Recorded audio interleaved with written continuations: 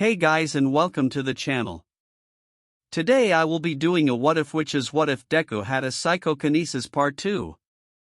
I did not make this what if fanfiction. The author of this amazing fanfiction is Jade Tatsu, so please support their work, and if you like the video be sure to leave a like and subscribe. Chapter 3, Aim to Pass Part 1. Month 1, April. After reaffirming their dream with each other and some encouraging words from All Might, Izuku and Ochako were ready to begin their first day of training, or so they thought. By the end of their first day, both quickly realized what they thought was training was vastly different than what All Might considered training. Izuku was feeling this difference as he groaned, digging his hands and feet into the sand as he tried to pull himself forward. Wrapped around his shoulders was a large pair of ropes tied to a large, heavy fridge that he was trying to pull up to a parked truck to get removed from the beach. To his side, he could hear Ochako gasping for breath as she ran back and forth from a large tire pile, taking one out to carry it out of the beach and up the street to get picked up by the street cleaners. All Might paced around them, either taking notes down on Ochako for her own modified workout plan or offering encouragement whenever he felt either of them had started to slack off. After one last futile tug, Izuku collapsed on the sand, gasping for breath. All Might looked up from his notepad. "Hey now, do you think you have time to be lying around?" "It's really heavy, All Might," Izuku gasped out. All Might chuckled. "Really? If you are having this much trouble just moving a fridge, you'll never be ready to inherit my power. One for all needs a proper vessel. But you said I was worthy to inherit it." Izuku would have sounded desperate if he wasn't still trying to catch his breath. As All Might started to reply, he could feel an intense stare coming his way. Glancing to his side, he caught Ochako observing him and giving Izuku a worried glance as she picked up another tire to carry. As she ran by him, he continued to speak to Izuku. "You have the spirit, young Midoriya, but do you have any idea what would happen to you if you got my power as you are now? Your arms and legs would get blown off, and your body would explode." Izuku gasped in horror as the mental image of his bloody corpse flashed in his mind. Ochako almost tripped before catching herself and continuing her run. "These next 10 months are to get you ready to inherit my power. That's why I put together the Aim to Pass American Dream Plan in the first place. This training plan will help you be ready by the time you take the UA entrance exams. It's set up so that every aspect of your life will push you forward. Even your sleep time will help. I will be honest with you, young Midoriya. This is a super hard schedule, and it's only phase 1. So you need to ask yourself, can you follow it?" All Might let Izuku think about that as he made his way towards the outer edge of the beach, catching up to Ochako as she hefted another tire onto its new pile. "Very impressive, young Uraraka." Ochako leaned forward onto the pile as she took a second to catch her breath. "Thank you, All Might. Yes, you were able to get quite a few tires up here today, but imagine how many more you would have been able to move if you hadn't slowed down every time young Midoriya had a stumble. Or to glare at me whenever I am a little tough on him." Ochako flinched as she looked down at her feet, away from All Might. I'm sorry. I don't mean to do that. I guess I just worry about Deku a lot." All Might smiled as he put a hand on her shoulder. "You are a good friend, young Uraraka. However, we can't have you distracted for the whole 10 months worrying over young Midoriya all the time. So let me try and help put your mind at ease. First, do you trust me?" "Of course." Ochako was surprised by the question. Of course she would trust the world's greatest hero. All Might nodded. "That's good. I'd be a little stumped what to do if you didn't," he added with a laugh. "Now, you trust me, but do you trust young Midoriya?" Ochako blinked at that question. "Trust Deku? What do you mean?" "Let me explain. For these next 10 months, I'm not just going to be training young Midoriya's body to become the next vessel for One for All. I will be training his mind to overcome all the mental blocks he has. So he'll be able to use his own quirk better? That's part of the reason, yes, but also to help him find some self-respect which he sorely lacks, if we are being honest. No thanks to that jerk Bakugou, Ochako thought to herself bitterly. Now, from you, I need you to trust me that I will not do anything that will hurt the young man. There will be times where I will have to be rough with him, that I may come off more interested in tearing him down. But this is only so that he can put himself back together, stronger than he is now, in both body and mind. Ochako nodded. I understand, All Might. But you must also trust Midoriya. You need to believe in him, that no matter how hard things get, he will be able to pick himself up and keep going. He needs people around him that believe in him, so he will start believing in himself. All Might moved to the side so that both he and Ochako could look back towards Izuku, who was back on his feet pulling at the large fridge with all his might while they were talking. Watching for a few moments, Ochako straightened up. I trust him, All Might. I know Deku can do this. All Might smiled. Good, good. That's what I want to hear. Now, I think you've rested enough. Back to it, young lady. Ochako responded with a quick yes, sir, before rushing back down the beach. As she passed Izuku, she gave him a little wave. You got this, Deku. Izuku blinked, but returned her wave and smiled before gritting his teeth and digging his feet deep into the sand as he finally felt the fridge budge forward, if only a bit, but it was still progress. With the sun now hanging high above them, All Might clapped his hands together to signal that their first day of cleaning the beach was over. Izuku lay on his back with his arms splayed out while Ochako sat down next to him, rubbing her legs as she tried to get some feeling back into them. All Might, now back to his smaller form, handed them both some water before he took a seat in front of them. A very good first day. I am impressed with both of your drives. Both Ochako and Izuku mumbled something close to a thank you as they gulped down their water. Now before you two head off, I want to go over your workout plan. Fortunately, for now, you two will be able to use the same plan, so here you go. Give it a good look over. Come tomorrow you both will be following that plan to the letter. Handing them the stack of papers, Ochako held them so both she and Izuku could read them. Flipping through the pages, both Izuku and Ochako came to the same conclusion. This was going to be hell.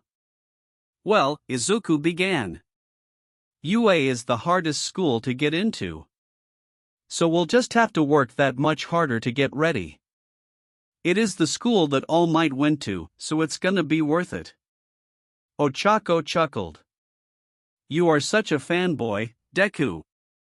Skimming through a few more pages, she pulled out a sheet with a list of meals on it.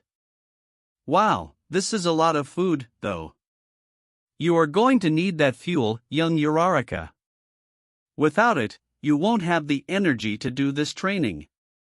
Don't worry, Uraraka, I'm sure convincing Mom to make all this for us won't be too hard once she learns it's for our training.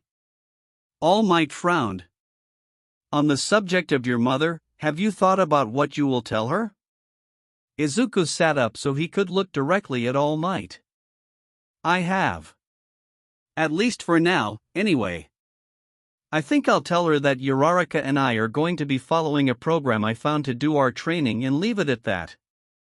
Honestly, I don't know if I could keep track of anything more complicated than that. All Might nodded. Considering how quickly you folded this morning, that may be for the best. Ochako snickered while Izuku looked away bashfully. I bet if your mom did find out, she would have a heart attack. Izuku agreed. I know she worries about me a lot. Whenever I talk about being a hero, she looks a little scared. I want to try and keep her happy as long as I can. And you, young Uraraka? What will you tell your parents? The whole reason I moved out here was to get ready for UA. So I can just tell them I'm training and not have to worry about it. No news is good news in this situation. With that settled, All Might stood up and pulled out his keys as he got into his truck. Well then, I will see you two tomorrow morning, bright and early. Both Izuku and Ochako waved as All Might drove off. When he was out of sight, Ochako helped Izuku up. Come on. We still have to go over everything you missed from school. We should be able to cover it today. Yeah, sounds like a plan. Thank you, Uraraka. Izuku and Ochako collected their belongings and began their jog back to his house. Month 2, May. From Izuku's point of view, he wasn't sure if either he or Ochako were having a rougher time at the moment. After a month of pure physical hell, All Might had added on a new part to their training. They were working on their quirks. I knew this was coming, but it doesn't make it any easier, Izuku thought to himself as he continued the simple but grueling task ahead of him. To his side was a child's play pool, and all he had to do was fill it with water from the ocean. Simple, in theory. But All Might had given him strict rules to follow. He must use a small coffee mug to carry the water to the pool, which was several yards away from the shore. He had to stay next to the pool while doing the training, and he was not allowed to ever touch the cup with his hands. The only way he could move the cup was with his quirk. With a small groan, Izuku reached out with his hand, willed the cup forward until it was over the open water, and slowly began to lower it down until it was fully submerged. Gritting his teeth, Izuku pulled the cup up and out of the water. His body trembled and his head throbbed as he brought the cup back towards himself, careful not to let any of the water splash out until the cup hovered over the pool beside him. With a slight tilt of his hand, the cup was emptied, and Izuku took the chance to catch his breath as he looked down into the water. At least I can actually do the training now. That first day was so embarrassing. I couldn't even lift the cup at first. I'm just glad All Might was so understanding. And when I was able to lift it, Uraraka was so happy. Izuku smiled at the feeling of actual pride he had felt while they had congratulated him. A sudden loud crash broke Izuku from his thoughts. Turning to his side, he winced as the abandoned cars Ochako had been floating crashed into the sand. Soon afterward, Ochako stumbled into view, holding her stomach before she heaved over. Izuku quickly turned away, but he could still hear Ochako vomit up her breakfast. No, now that I'm thinking about it, Uraraka is definitely having a rougher time. When she was done, Izuku shouted over to her, "Are you okay?" She gave him a shaky thumbs up as she used a small towel to wipe her mouth before standing up. After taking a deep breath, she began to walk around each car, touching them and floating them up as she went back to her training. Izuku couldn't help but smile. No matter how hard things got, Ochako kept working at it. I wonder if she realizes how cool she is. She's going to be so strong when this is over. After catching himself staring for a bit too long and feeling his cheeks heat up, Izuku refocused on his own training as he once again pushed the cup out towards the ocean. A few hours later, with the sun beginning to set, All Might stood over both Izuku and Ochako, who were both collapsed on the sand and trying to recover from their day of quirk training. Izuku was busy rubbing his head with one hand and pinching his nose closed with his other. Ochako was curled up and clutching her stomach, trying to keep the little sips of water she had just finished from coming back up and joining her breakfast and lunch, which were splattered all over the sand. "Kid," All Might began as he took a seat next to Izuku, "you keep bleeding like that, and I might think you're copying me." Izuku smiled despite the splitting headache he had. "It's not that bad, really. I think I only lost a pint today. Plus, there are worse things I could be doing than copying you, All Might." All Might chuckled. "As long as you don't get as skinny as me, you should be fine." While they laughed, Ochako groaned out her disapproval. I swear, you start vomiting blood, I'm retiring you and taking one for all myself. Izuku rolled over, slowly as to not worsen his head, to give Ochako a lopsided grin. Maybe you should work on your own vomit issues before judging me and my bleeding.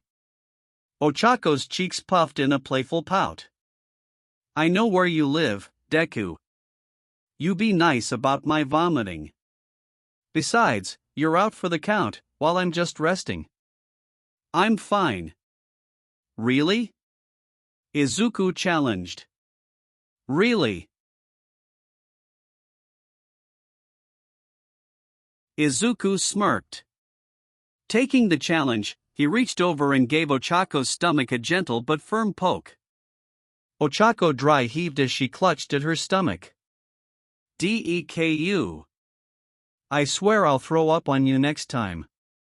If you two have enough energy to horse around, maybe I need to add a little extra to your training. All Might teased. Both teens quickly looked over at him and shook their heads almost pleadingly for him not to. Don't worry. I'm not going to add anything, just yet. Both Izuku and Ochako sighed in relief. After a bit, Izuku looked back over to All Might. Did you train like this when you got one for all? Honestly, not quite. While I don't like to brag, my body was already fit enough that I didn't need to train to receive my power, so I went straight into combat training. Oh. Izuku frowned as old feelings of self-doubt crept back into his mind. So I'm really behind then. Deku. Ochako reached over and laid a reassuring hand on Izuku's shoulder. You're doing great. I can tell you are getting stronger. She's right, young Midoriya. I can already see the efforts you have put into your training are starting to pay off. Izuku smiled at that, much to Ochako's relief. Over the past couple months, she had watched as Izuku's constant self-doubts began to fade away. And while every now and then something would come up that would bring about new ones, it didn't take more than a few encouraging words to push them away. Will we be doing combat training as well, All Might? Ochako asked with just a bit of hope mixed in with her curiosity. While Izuku missed it, All Might didn't. Eventually. Though if I'm being honest, I'm still working that whole regimen out. You seem a little eager to learn how to fight, young Uraraka. Ochako looked away sheepishly, but couldn't deny there was perhaps one person she'd love to practice some fighting moves on. With a grunt, All Might stood up and dusted himself off. Now, if you two think you've recovered enough, help me load up my truck and we can all head home. With a groan, both teens slowly got up and began to load up the truck with the training supplies they had used that day. While Izuku loaded up some weights, Ochako walked over to where Izuku had been training to retrieve the small pool and cup. As she reached down to pick them up, All Might gave a hushed but quick call, young Uraraka, wait dash. Ochako blinked in surprise, not from All Might's call, but by the sheer weight of the cup. What had looked like a simple ceramic coffee cup weighed far, far too much. What is this thing made out of? Lead? Glancing over towards All Might, she saw him quickly put a finger to his mouth, practically imploring her to be silent as he rushed over and took the cup from her. All Might? Shoo, not so loud. All Might glanced back and gave a small sigh of relief after seeing that Izuku was busy loading stuff back at the truck. All Might? What's going on here? Do you remember the first day of training, when I said I was going to help young Midoriya overcome the mental blocks he's put in place when using his quirk? Well, this is it. A cup? That's right. It looks like a normal coffee mug, which is how I want young Midoriya to see it. Ochako tilted her head as she thought about that. So, he thinks he's lifting something that's actually heavier than he realizes? Correct. Right now, he only thinks he can lift a certain amount of weight. On the first day of quirk training, I had him work on lifting a normal coffee mug that looked just like this until he was able to do it. If you recall, I switched the cup when he wasn't looking. It took him a few tries, but he started lifting it quickly enough and was able to begin training with his quirk. So while he's lifting what he thinks are light items, he's actually training his quirk much harder than he realizes, and he's not running into the blocks he put up regarding his limits? Correct. And when the time comes, I'll show him just how strong his quirk is. By then, all those blocks and self-doubts will be gone. But he must not figure this out before then. If he knows the trick, then the placebo effect won't work anymore. And honestly, I had a heck of a time trying to come up with a safe way to help the boy work past his limits the first time. So let's just keep this between us, okay? Ochako nodded vigorously. I promise. As All Might carried the items away, Ochako let her gaze wander over to Izuku. A small smile spread across her lips as she watched him. After all this is done, I can't wait to see just what you'll be able to do, Deku. Chapter 4, Aim to Pass Part 2. Month 3, June. I want to meet the person that's been training you too, Inko said suddenly while they sat down for dinner. Izuku's head snapped up in surprise while Ochako almost floated away her bowl of rice as she choked down her food. What? What do you mean? Inko gave Izuku a leveled look. Izuku, did you really think you'd be able to keep something like this a secret from me? Izuku glanced over nervously towards Ochako, who gave him a look that screamed, "Don't look at me." Inko took a bite of her food before reaching down underneath the table to pull out a small stack of papers, which both teens recognized as their older workout plans from the last couple of months. You two have only ever shown me the meal plans you had been given. If I had seen the rest of this earlier, I would have wanted to meet your trainer then. Despite the serious situation they were in, Izuku at least could breathe easier now that his mother did not know he was being trained by All Might. Still, this isn't exactly great, either. I thought I was being careful to keep Mom out of the loop. I guess I got careless. Mom, why are you suddenly so concerned? Uraraka and I are doing just fine. You two for a while now have been training nonstop, and lately I've been getting more and more concerned. You both seem to be pushing yourselves so hard. And now that I know what you two have been doing, I want to make sure you aren't doing anything else that could get you hurt. Or that someone isn't pushing you too far. There was a moment's pause as Inko looked from Izuku to Ochako, both teens growing more uncomfortable under the woman's stern gaze. Finally Inko said, "So, why don't you invite him to dinner, then? That should give him ample time to explain things to me. I'm sure your trainer would be able to make it tomorrow. Right?" From Inko's tone, both teens knew she wasn't really asking. Izuku quickly excused himself and hurried to his room. Closing the door behind him and grabbing his phone, Izuku frantically pulled up All Might's contact number and mashed the call button.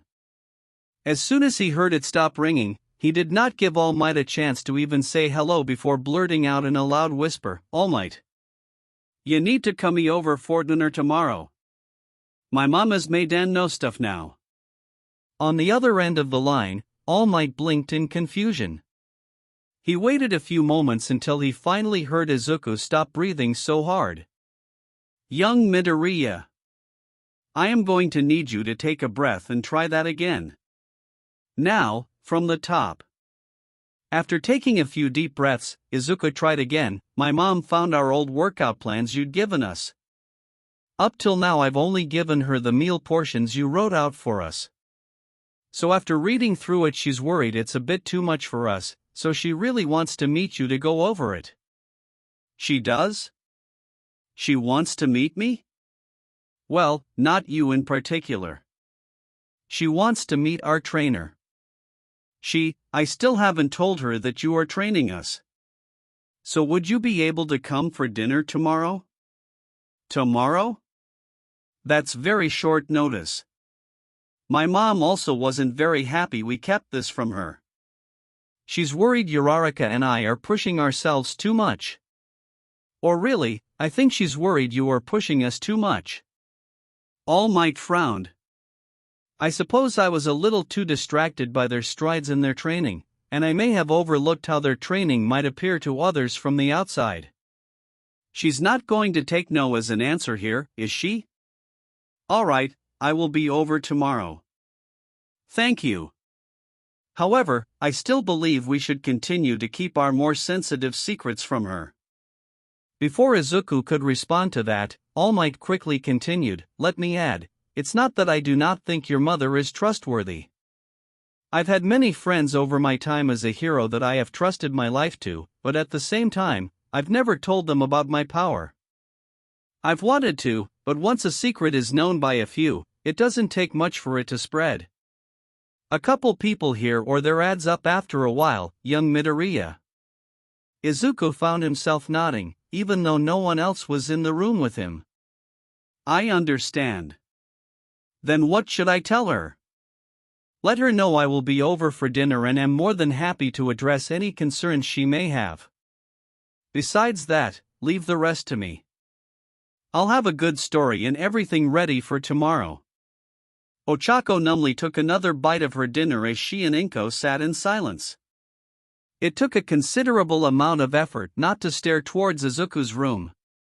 Fortunately, before the silence became even more unbearable, Izuku hurried back into the room and got in his seat.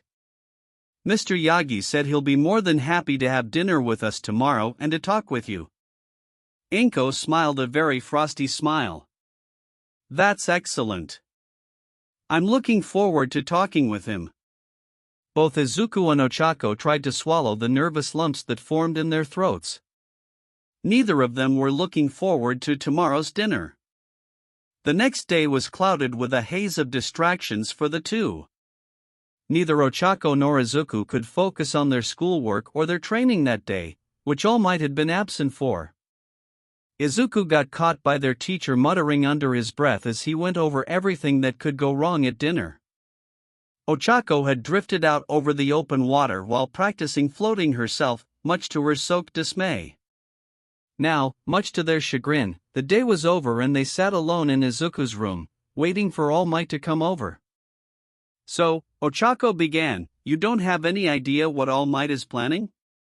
She already knew the answer, but the stifling silence was beginning to take its toll on her nerves. Izuku sat quietly on his bed, giving no sign that he had even heard her. Ochako's fingers drummed softly on Izuku's desk. The soft tapping almost echoing like drums in the silence. I'm sure we're overthinking this. It's going to be fine. More silence, and no reaction from Izuku at all. Ochako watched Izuku carefully. She could tell this dinner was making him nervous. It made her nervous too, but she knew something else was eating away at him. Every once in a while throughout the day, she would see a look come over him, a look she remembered him having the morning they had started training. Deku? What's on your mind? Nothing. You know if there's something bothering you, you can talk to me. Again, nothing. Okay, no more nice girl. I'm done with this silent treatment. Just need to get some kind of reaction from him. Ochako rubbed her chin before a slightly wicked thought crossed her mind. It was cheap and dirty, but Izuku was not leaving her much choice in the matter. Ochako was not going to just sit in silence when she knew something was bothering her friend. Getting up, Ochako made her way over to stand in front of Izuku, and bent down slightly so that she was leaning next to his ear. DKU, Ochako started, making her voice as sickly sweet as she could, I can't hide my feelings for you anymore. I love you. Ochako paused and then added, huskily, and I want to kiss you so much it hurts. There was a pause over a few heartbeats as Ochako waited to see if her words would finally get a reaction out of Izuku and break him out of his silent stewing. Much to Ochako's delight, she soon got her wish. Izuku's head snapped up fast enough that Ochako was worried he'd have whiplash. His eyes went wide and his face turned several shades of red before settling on a shade not unlike a ripe tomato. He leapt up, tangling himself in his bedsheets in the process, and tumbled to the ground in a stuttering mess. You Uraraka. You, kiss. You dash. Ochako doubled over in a fit of laughter, unable to hold herself back from Izuku's priceless reaction. Izuku soon clamped his mouth shut and glared daggers at Ochako. That was mean. After finally getting her laughter under control, Ochako sat down on the bed and offered Izuku a humorous but genuine apology. Sorry. But you didn't leave me much choice. Izuku huffed as he got up and plopped down next to her, cheek puffed out slightly in a pout. I think I prefer when Kaken bullies me. At least with him, he just goes for the kill.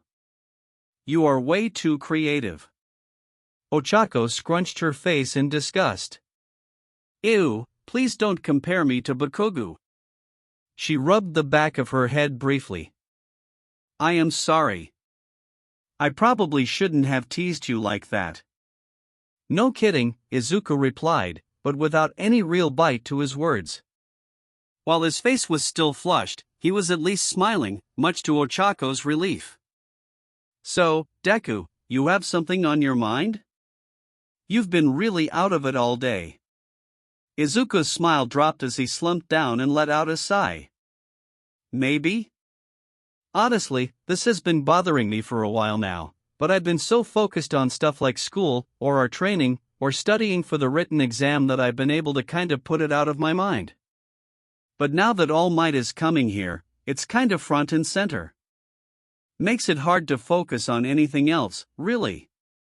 Do you want to talk about it? Yes? I think. Izuku answered while nervously twiddling his thumbs. It's kinda hard to put into words. Ochako waited patiently as Izuku collected his thoughts before he turned to look at her. You know, I've wanted to be a hero ever since I was a little kid, right? Yeah, I've seen the baby pictures to prove that. Izuku groaned but continued on. And now, I'm taking real strides to make that dream a reality. In ways I couldn't have ever imagined. Ochako smiled. Yeah, I bet getting trained by All Might really is a dream come true for you, huh? I'm not just getting trained by All Might, though. I'm also getting trained with someone who's now my best friend. Ochako nudged Izuku in the side softly. Careful there. I might think you're putting me and All Might on the same level. I am. Izuku stated matter-of-factly. Wait, what? Izuku smiled sadly. It's true I always wanted to be a hero, but I also wanted a friend. Growing up, no one wanted to risk Kaken coming after them too, so everyone just ignored me or joined up with him to get on his good side. So I never really had friends. But now, just like how I could never have dreamed I'd be training with All Might to become a hero, being friends with you, Uraraka, was something I could have never dreamed would have happened. All at once several thoughts and feelings rushed through her, how sad and lonely Izuku must have been growing up, how the temptation to see just how high she could throw the jerk Katsuki into the sky was starting to get very, very hard to ignore. And while these thoughts rushed through her, Ochako felt a few butterflies flutter in her stomach as she was suddenly keenly aware of just how close she and Izuku were sitting next to each other, on his bed no less, and how much warmer it had gotten in the small room. It sounds like you're getting everything you could want, Deku. Izuku nodded. Everything is going so well, or at least it was. I'm sure All Might will be able to handle this, Deku. He'll get your mom to not be so worried about everything. He'll get Mom to trust him, and us too? Yeah. It'll all work out.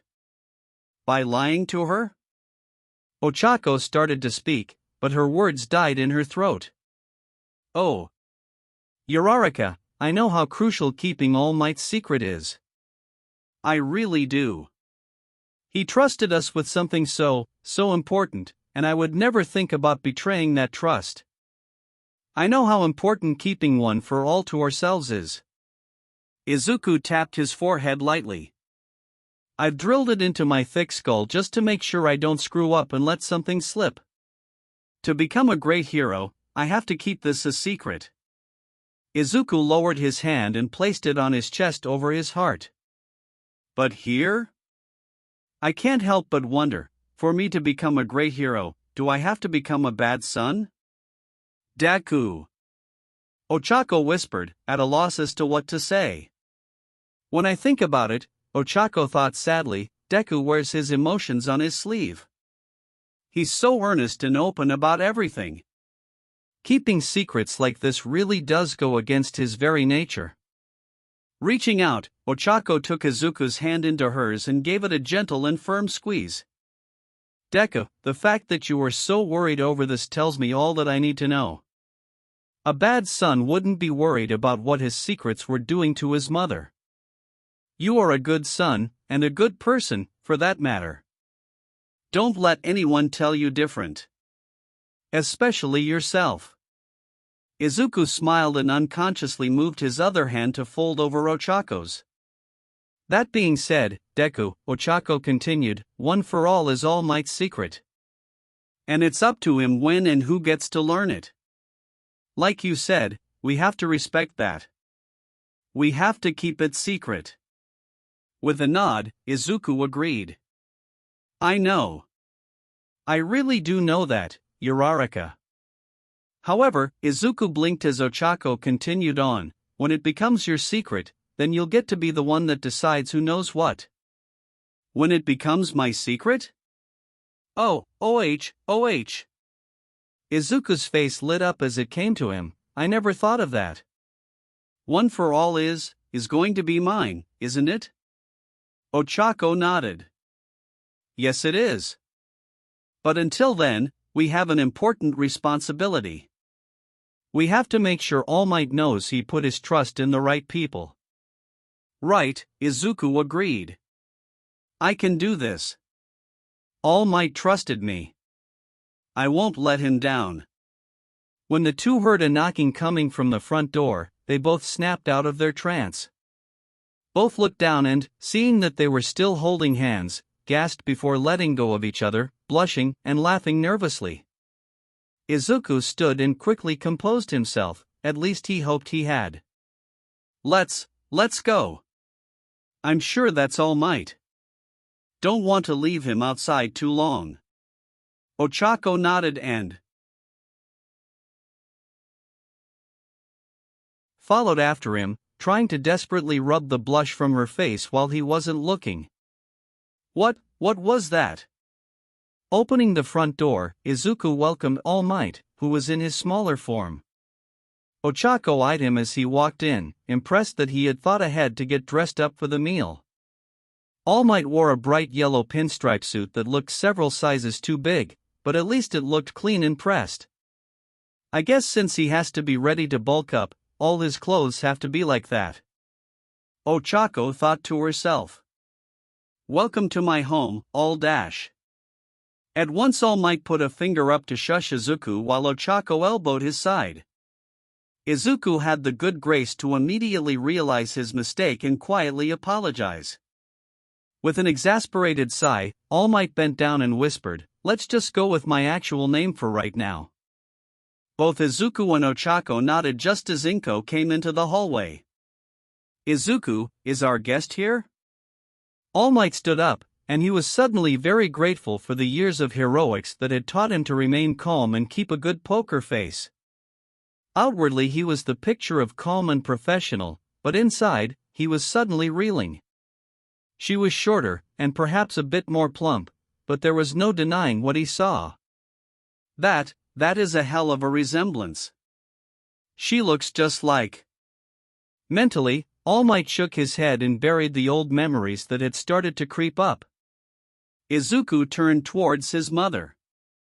Yeah, Mom. This is Mr. Yagi Toshinori, our trainer. Inko smiled as she welcomed All Might into her home, though Izuku could see a coldness behind her eyes. Welcome to our home, Mr. Yagi. I'm so glad to finally get a chance to meet you. Scary, all three thought. For All Might, it became clear he was in an uphill battle for sure.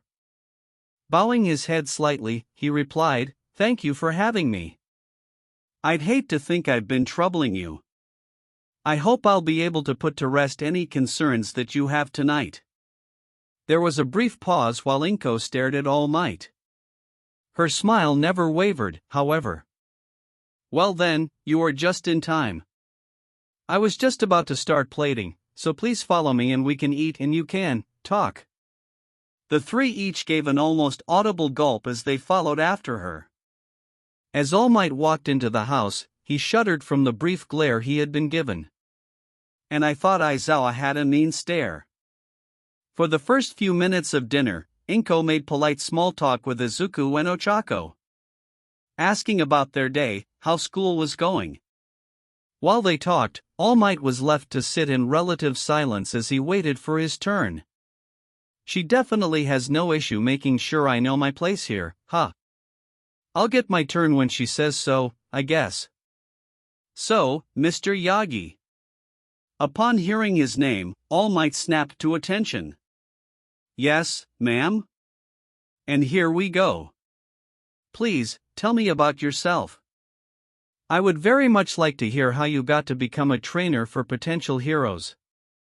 I'd also love to hear about how you came to know my son and Ochako." Yes, of course. I actually have something I would like to give you before I start, which I hope will explain my job a little better." Reaching into his coat, he pulled out a small business card and a sealed envelope, which he handed over to Inko. "This card is..." Inko, despite herself, had a startled stumble as she looked over the card. "You work for All Might's hero agency?" All Might nodded but refrained from speaking, letting Inko look over the card before moving on to the envelope. Opening it, Inko pulled out a folded-up letter and carefully began to read it over, her eyes lingering on the signature and seal at the end. "This is a reference letter signed by the principal of UA High, Mr. Nizu." Izuku started to lean over to try and read the letter too, but a quick under-the-table kick from Ochako got him to straighten back up. She leaned over and whispered, "Maybe let all Mr. Yagi finish before you do something to blow his cover?" Shrinking down into his seat, Izuku nodded in agreement. Inko gave the letter one last look before folding it up. "These are impressive credentials. But I find it difficult to believe that you can work at both these places when they are so far apart.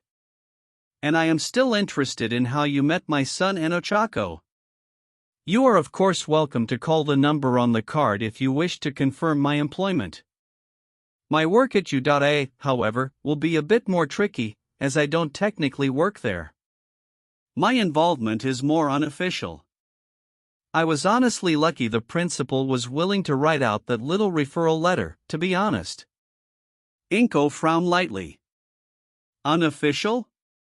So you are not a member of their staff, then? A better term for me would be talent scout." "Oh. Working at such a high-profile heroes agency gives me a unique perspective on what qualities make a good hero. So UA had me use my unique perspective to look out for young talent with special qualities that might fall through the cracks and go unnoticed. And when I find potential students who I believe have the unique qualities to become great heroes, I make sure they are ready for the exams." All Might watched as Inko mulled over his explanation. "So far, so good. And how does someone like you end up meeting my son, then?" "Honestly, by pure chance. A few months ago, your son was involved in an incident with a dangerous villain." Everyone at the table frowned as that memory was brought up. "I was in the crowd that day, and I saw young Midoriya rush into that situation to save his friend," Ochako coughed, shooting All Might a quick frown, to save his classmate. "So my son rushing into danger like that was the special quality that you noticed?" Yes. Inko let her gaze shift over to Izuku. "That special quality got him grounded, Mr. Yagi." "As it should have, ma'am. But when you break it down to its simplest form, being a hero is rushing into dangerous situations. And both young Midoriya and young Uraraka displayed this tendency that day. Inko blinked and turned to look at Ochako in surprise. Wait, what does he mean, Ochako? Ah, looks like they hadn't told her that fact. Whoops, All Might thought to himself sheepishly. Ochako fidgeted nervously as she explained. I was there too. During the villain attack. When Deku rushed out, I sorta chased after him. The crowd of people grabbed me before I could get him, though. Inko sat there stunned for a moment as several emotions flashed across her face. Well, thank goodness that they did. You could have gotten hurt. It's just, I was worried about Deku. I guess I wasn't really thinking, Ochako explained. Inko's eyes started to brim with tears. Well, thank you for worrying about him.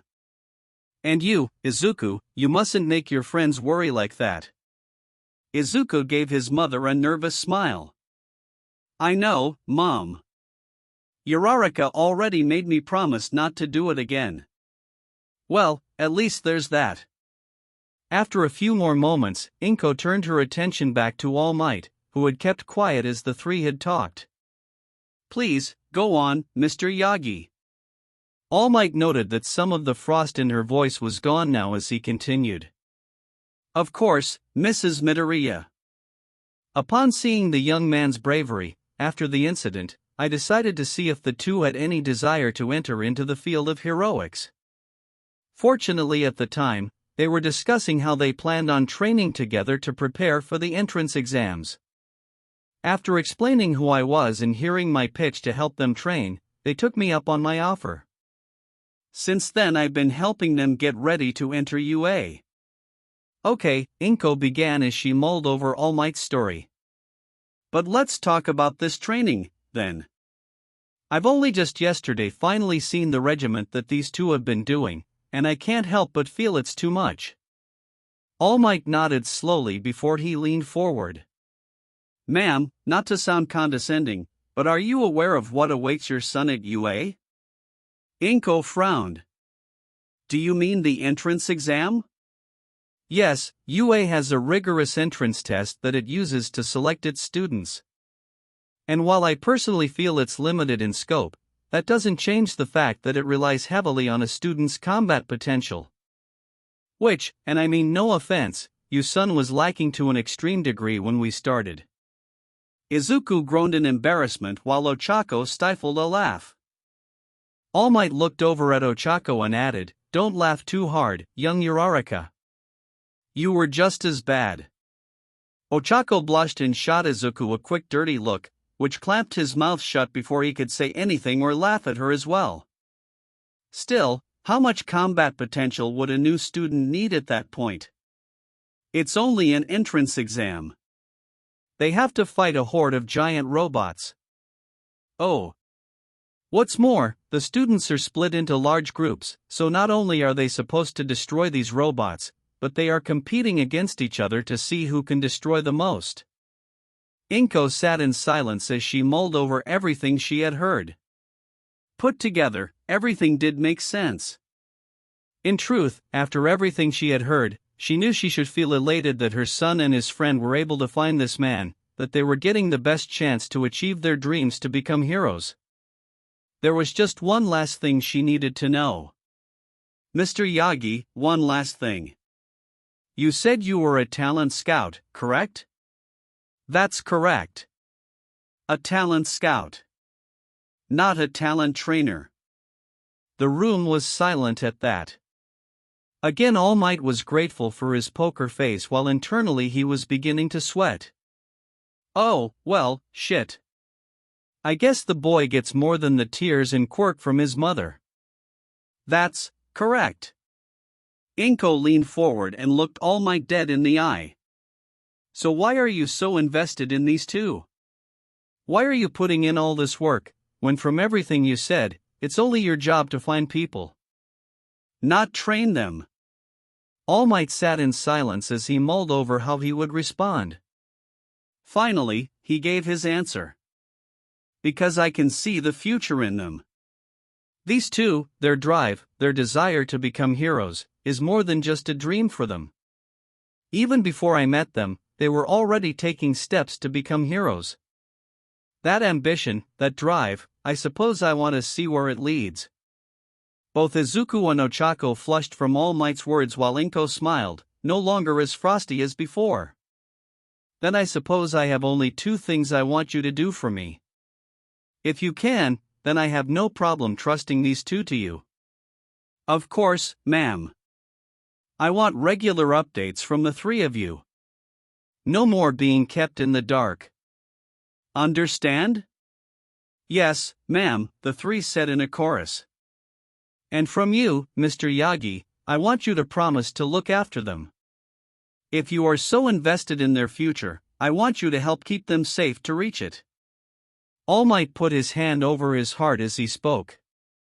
Mrs. Midoriya, I give you my word. I will do everything in my power to make sure they will reach their future.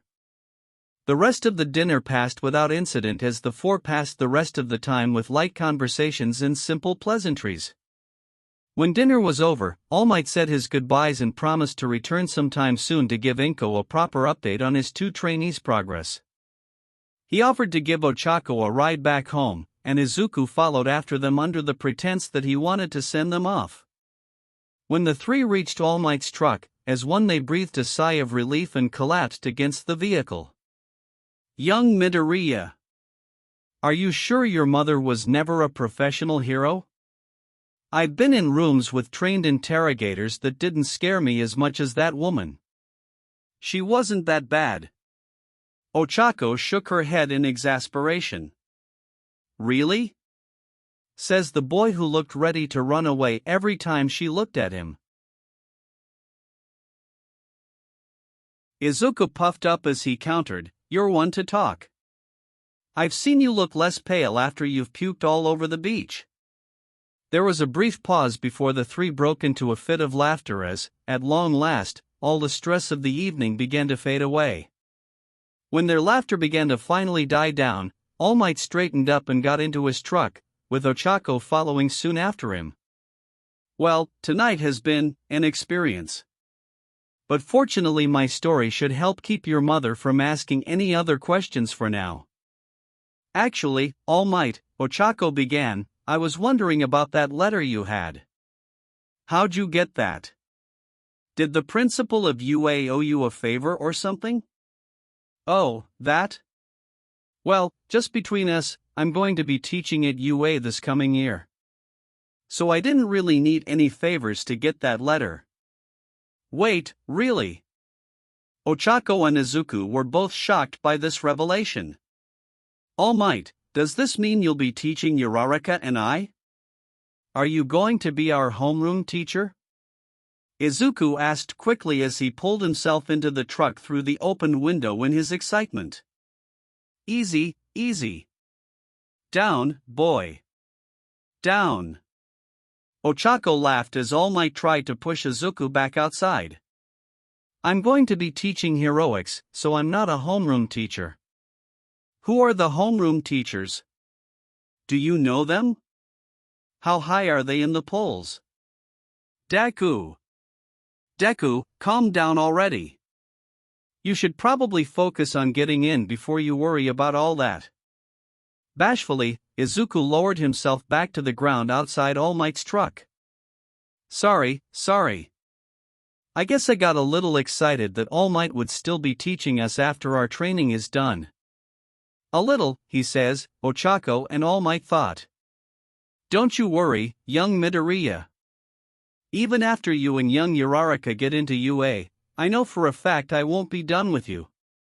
That's when your work will really begin. Ochako and Izuku glanced towards each other, both thinking along the same line. That was both incredibly reassuring and terrifying. With a few quick goodbyes, All Might pulled his truck out of the parking lot and left Izuku alone to walk back up to his home, hopeful that the upcoming months would be conflict-free, and without any more surprises. Chapter 5, Aim to Pass Part 3. Month 4, July. When the bell signaling the start of lunch rang, Ochako celebrated by letting her head fall onto her desk, with a very undignified thud. She didn't care how bad it looked though, she was too tired to care. She knew she had to get up to eat her lunch eventually, but she would worry about that later. Right now, her desk beckoned her to take what little sleep she could get, and she was more than happy to take full advantage of her short break as she wrapped her arms around her head. Deku will wake me when it's time to eat. Right now, sleep. Izuku couldn't help but smile as Ochako took her short nap. He had pulled out their lunches for the day, but decided to wait a bit before taking Ochako up to their lunch spot. She deserves a few minutes at least. As he waited, Izuku pulled out his notebook and used the opportunity to scribble away in it. While he was still filling it with hero stats and analysis, a large number of pages were now dedicated to Ochako and himself, cataloging their improvements and coming up with ideas for team attacks and individual super moves, as well as a page dedicated to just team names he had toyed around with, but none he thought were worth mentioning. Oh man, do you still have that crappy notebook? Either Bakugou blew it up? With a quick yank, someone pulled the notebook from his hands. Suppressing a groan, Izuku looked up to see two of Bakugou's friends walking by him, holding the notebook over him, like they were teasing a treat for a dog. It is the same notebook, look, it's all burned and shit. Dude, Bakugou, you seeing this? The other boy laughed, while Bakugou turned to look at them but didn't say anything as he watched. Come on Midoriya, don't you want your book back? The boy teased as he dangled the notebook over Izuku's head. The other boy laughed to the side, unaware that Ochako, who was no longer feeling sleepy, was looking right at him from behind her arms.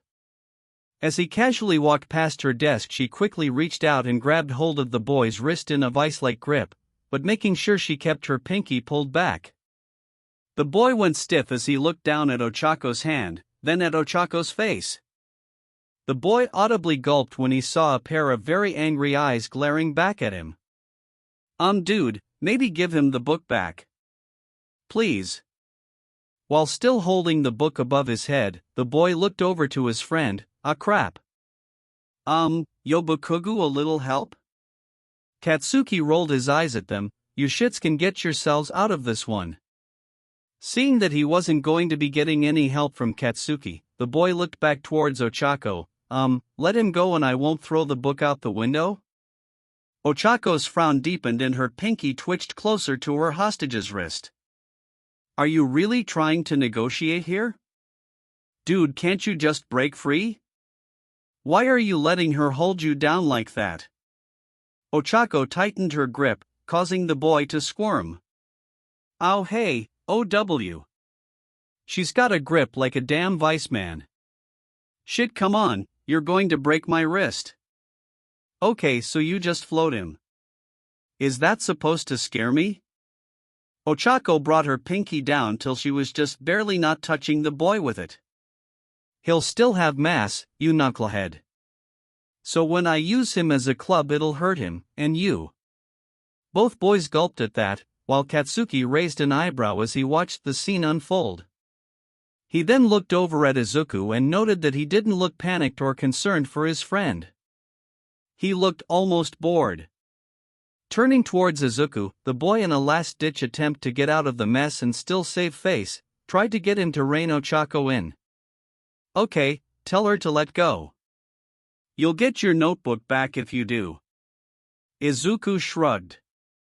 I think I'm going to get it back regardless of what happens next. So I'm good right now. The boys were stunned by that. Even Katsuki was giving Izuku a strange look. Ochako just smirked and asked, well? What's it going to be? Both boys looked at each other before quickly dropping the book back onto Izuku's desk. The moment Izuku picked it up, Ochako let go of the other boy, who quickly scampered away with his friend out of the classroom. With them gone, Ochako was ready to relax and pull Izuku away to have lunch, now that she was fully awake. However, thoughts of lunch came to a screeching halt when Katsuki got up from his desk and walked over to Izuku. Katsuki stood over Izuku and looked down at him, while Izuku looked back. Izuku no longer looked bored as he had with the other two boys, but he wasn't acting like Katsuki was used to him acting around him either. Katsuki could see some of the nervous twitches and tics he was used to seeing come from Izuku whenever he got close, but there were so few of them now. He wasn't shaking, or desperately looking for a way to put some distance between the two. When the fuck did this happen? Katsuki thought with a frown. Kaken? When in the fuck did you get a backbone, Deku? Izuku blinked in surprise, while Ochako felt herself tense up. She didn't like how Katsuki was looking at Izuku. The whole situation felt like a powder keg, and every instinct in her was telling her to be ready for it to go off. After giving Katsuki's question some thought, Izuku answered simply, "I guess I had to grow one eventually." The fuck? Katsuki wasn't sure why, but that response just pissed him off even more. Deku shouldn't have any backbone. He's a worthless extra. Where is this coming from? Katsuki's eyes then fell onto the notebook Izuku had held against his chest before he looked back at Izuku and stared him down. "Why do you still have that? I thought I made myself clear." Right? Much to Katsuki's surprise and anger, Izuku didn't shrink away from Katsuki's glare. Izuku gulped as he tried to find the right words to say, but he was struggling. He might not be running away in fear from his old friend turned bully, but that didn't mean he still wasn't intimidated. Ochako, however, had had enough of Katsuki's intimidation of her friend and stood up. "Back off, Bakugou. He doesn't owe you any kind of explanation." Katsuki let his eyes shift over to Ochako as he removed his hands from his pockets, and let them hang at his side as a few small explosives crackled in his palms. Ochako didn't back down and let fingers brush against her chair, each pad making contact while she leaned on it, not letting Katsuki know if it was floated or not. Before either student could call the other's bluff, Izuku cut in, "Kaken, stop, please." The pops coming from Katsuki stopped as Izuku once again had his undivided attention. "I don't know why it bothers you so much, but I've been trying to improve myself. I can't stay the way I was back then and expect to accomplish anything. I want to be better, that's all." Izuku paused briefly before gathering the rest of his courage and adding, "To be more like you." There was an almost physical shift to the atmosphere in the room after that as both Katsuki and Ochako looked at Izuku. Ochako looked completely flabbergasted while Katsuki looked ready to burst. "What the fuck? Be like me, huh? Fat chance, you little shit." Though that last thought lacked the usual conviction Katsuki was used to having. And that fact unnerved him enough to want to get out of the room. "You want to waste your time trying to do the impossible? Fine. I don't give a shit. You improve yourself to your heart's content. It doesn't change a fucking thing, you worthless shitty Deku. You are an extra and will always be an extra compared to me. Got it? Nothing you do will ever matter." Katsuki turned away and stalked towards the door of the classroom, stopping only briefly to look back at Ochako. "And you pink cheeks, keep pushing and I'll show you I got no problem fucking your shit up even if you're a fucking chick." With that said, Katsuki left, slamming the door behind him and leaving Izuku and Ochako alone in the class. Izuku sighed, "Well, that could have gone a lot worse. You really shouldn't push him, Uraraka. He might actually call your bluff one day." Under her breath, Ochako growled out, "What bluff? Huh? Did you say something, Uraraka?" "No, I didn't." Ochako's voice was still sharp as she quickly tapped her fingers together and let her chair come to rest back on the floor. "Now that that's over with, let's go eat. I'm getting pretty hungry." As Izuku started to get up from his desk, however, Ochako interceded. "Hold it, Deku. We need to talk." Izuku blinked. "What? Now? Right now?" Ochako's curt response left no room for debate on the issue, Izuku recognized. so he quickly sat back down. Ochako frowned as she collected her thoughts, while Izuku squirmed in his seat, growing uncomfortable from the sudden seriousness emanating from Ochako. "Are you mad at me?" Ochako shook her head. "No. I'm not mad, Deku. You haven't done anything to make me mad." "Oh, because you seem mad." "I'm not mad at you," Ochako corrected. "I'm mad at what just happened. At this whole situation." Izuku could only shrug. "It's just the way things are. It's not great, sure, but I guess I stopped caring about it some time ago." "Deku." Ochako tried not to let her growing frustration get pointed towards Izuku as she looked at her friend, clearly not understanding how he could think like that. "How can you just accept that? Maybe back when we first met I could understand you wanting to keep your head down. But now? I know how far you've come in your training. You could easily deal with this and nip it in the bud. Because what they do to me doesn't matter, Uraraka. I know who I am, and who I am working to become. Some teasing from some guys that are that immature isn't going to change that." Ochako wasn't entirely sure how to respond to that. She was of course happy that Izuku had found a sense of self-respect. That had been one of the main goals of the training that All Might had mentioned to her back when they started, but it also led into her biggest issue she had with everything that had just taken place. "Are you really trying to become more like Bakugou?" Rubbing the back of his head, Izuku answered with a sheepish, "Yes." Ochako slammed her hands onto her desk, startling Izuku with her violent outburst. "Why? Why would you want to be anything like that jerk? I'm not saying he doesn't have his issues, Uraraka. And I'm not saying I want to be exactly like him, but he does have good points." "I can't believe I'm hearing this from you, Deku. You've told me how he's gone out of his way to make your life miserable since you were kids. Years of verbal and physical abuse, and you're going to defend him with, he has good points." "Uraraka, I'm not pretending that all those things didn't happen. But like you said, I've known Kaken for years. I've watched him grow and get stronger day after day.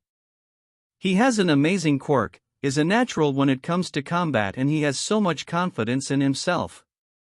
None of those things makes up for anything he's done, Deku." "No, it doesn't, but I know that I need to have those qualities in order to become a great hero." Ochako was about to say something, but decided against it. Instead, she let Izuku continue with his explanation. At least that way, she thought, she would know exactly what she was dealing with. "I know I lack those qualities. I'm working to make myself better in that regard, but I'd be kidding myself if I thought I was close to what I needed. Kaken, though, has these in spades. So if I can be more like him in those regards, then it'll help me overall be a better hero. It'll help me surpass him when the time comes." "So," Ochako began, "you want to be more like Bakugou, to surpass Bakugou?" "Pretty much. Yeah. Deku, don't you think there are better ways to go about this? Ways that don't involve you having to deal with Bakugou?" "I'm sure there are, but I guess I want to see it as a rivalry. Maybe it's petty, but I don't just want to beat him, Uraraka. I think I have to. If I don't, then I'm afraid I'll keep living in his shadow. And I can't be a hero like that." "Deku," Ochako began after a few seconds to digest everything Izuku had said, "I'll be completely honest. Whatever this thing is between you and Bakugou is, this fated battle between men, I don't understand it at all. I honestly think you shouldn't have anything to do with him at this point, he is not worth your time. But if you need this, if you feel this strongly about needing to surpass Bakugou, then I'll do everything I can to help you do it. Uraraka, thank you." Besides, Ochako added with an almost predatory grin, "if the end result is you being happy and Bakugou losing." How can I miss the chance to see that jerk finally get what's coming to him? Izuku laughed. Uraraka, remind me to never get on your bad side. You have a little mean streak in you. Ochako laughed as well before she stood up and grabbed her lunch from her bag. Come on. Let's go eat before lunch period ends. For the following days, Izuku and Ochako were able to enjoy some peace during their time in school. Their fellow students did not try to antagonize Izuku anymore, and in fact were now going out of their way to avoid him. Though Izuku assumed that Ochako had put a healthy amount of fear into them, and they had come to the conclusion that avoiding him was the best way to avoid her. Katsuki had also gone back to simply ignoring the two, though Ochako would catch him every now and then glancing at Izuku. What he was thinking she couldn't guess. She couldn't see anything past the anger in his eyes. Izuku at least hadn't noticed, and she was in no hurry to let him know. Katsuki could stew in his own little world, for all she cared. There was no reason to have Izuku become paranoid that Katsuki was watching him. With their issues in school dealt with, both were free to turn their attention towards their training. Izuku pulled at the ropes that were wrapped around the base of a large industrial refrigerator before squatting down and sliding his arms through the rope's loops and tightening them against his shoulders. On the other side of the fridge, he could hear Ochako getting herself ready as she wrapped the rope around herself. You ready back there, Uraraka? Yeah, I'm strapped in. Let's get this thing out of here. All Might had made their training for today simple. They were given some heavy rope and shoulder straps and told to move all the large industrial and home appliances out of their section of the beach, without using their quirks. What followed was a day full of hate-filled tug-of-war with abandoned AC units, ovens, water heaters and kitchen fridges, as all of them were carried or dragged across the beach like sleds, to All Might, who would load them onto his truck for disposal. With the sun low in the sky, and their legs burning from their work, both teens were ready to remove the last obstacle in their way, and go home. Okay, on 3, we lift. Right. On 3, got it, Deku. 1. 2. Both Izuku and Ochako pulled their ropes tight as they tensed up and took deep breaths. 3. Digging their feet into the sand, both fought through the weight pulling them down as they forced their legs to straighten out, until finally the fridge popped free from the sand and wobbled in the air between the two. Okay, it's up. It's up. I know. We going on your count, right, Deku? Yeah, I'll call out our steps. Okay, just don't let this thing tip over onto you. If it does, just promise you'll get me a nice headstone. Despite the strain she was fighting through, Ochako chuckled. Do they make All Might branded tombstones? Very funny. Let's get this thing moved already. On my count, 1. Izuku and Ochako stepped forward as Izuku called out each step. Slowly, but surely, they walked across the beach till they reached their goal line, with All Might clapping for them as they finally came to a stop. Good, very good. Now set it down gently, don't crush your toes. With the last piece lowered down, Izuku let himself fall into the sand and slid his arms out of the straps. Ochako walked around and sat down next to him with a soft groan. I can't feel my legs, Deku. You'll have to carry me home tonight. Ochako groaned as she rubbed her legs to work the soreness out. Only if you float yourself. I don't think I can handle carrying any more weight today. Ochako stopped rubbing as she turned and glared at Izuku, who felt a sudden chill run down his spine. Did you just say that I was heavy, Midoriya? While Izuku frantically backtracked his statement, All Might lifted the last appliance and loaded it onto the truck. Shrinking down, he reached into the front and pulled out some water for the two. Come on, you two. I'll give you a lift back. I think you both earned a little break today after all the work you put in. Cheering their good luck, Izuku and Ochako stumbled into the truck and relaxed as All Might drove them away from the beach. The drive back was quiet and uneventful, with Izuku and Ochako enjoying their chance to rest. When All Might pulled into the parking lot of the building, Izuku looked over at his mentor, confused as he had assumed All Might would just be dropping them off. "Are you coming up with us?" Izuku asked. "I figured I'd take the chance to speak with your mother some. Give her a quick update on how you're doing." "Nothing major." "Oh, okay." When Izuku turned around to exit the truck, he missed the quick glances and smirks shared between Ochako and All Might as they followed after him. Entering into his home, Izuku blinked in confusion when he saw that none of the lights were on. "Mom? Are you home?" Fumbling in the dark, Izuku made his way down the hall into the dining room. Ochako lagged behind a few steps, letting Izuku move ahead while she handed a small object to All Might. "Hold on, let me grab the light. I guess Mom is out right now." Izuku called back to them. Finding the light switch, Izuku flipped it on. He paused when he noticed a banner hanging on the wall besides the dinner table. "Wait, happy birthday? Surprise!" Behind him, Ochako and All Might yelled at the same time as they pulled the small cords on two small confetti poppers, startling Izuku enough to make him jump. Which was just the reaction Inko was waiting for. From her hiding spot, she quickly snapped several photos of her startled son. "Wait, what? What's going on?" Izuku asked in confusion as he tried to regain his composure.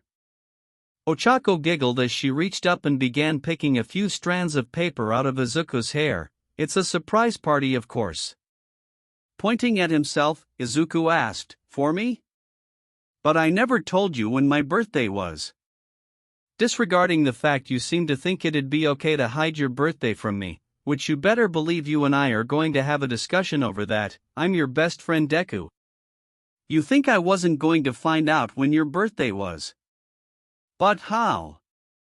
"I asked your mom obviously," Ochako answered with a smirk. "Now come on, birthday boy, you have presents to open. Then we can eat." Still stunned, Izuku was led to the table where his mother and All Might were waiting for them. Once they had sat down, All Might handed Izuku a cardboard tube for carrying posters. "Here you go, young Midoriya." "Mr. Yagi, thank you." Pulling the top off, Izuku pulled out the poster inside, and tried his best not to scream in shock.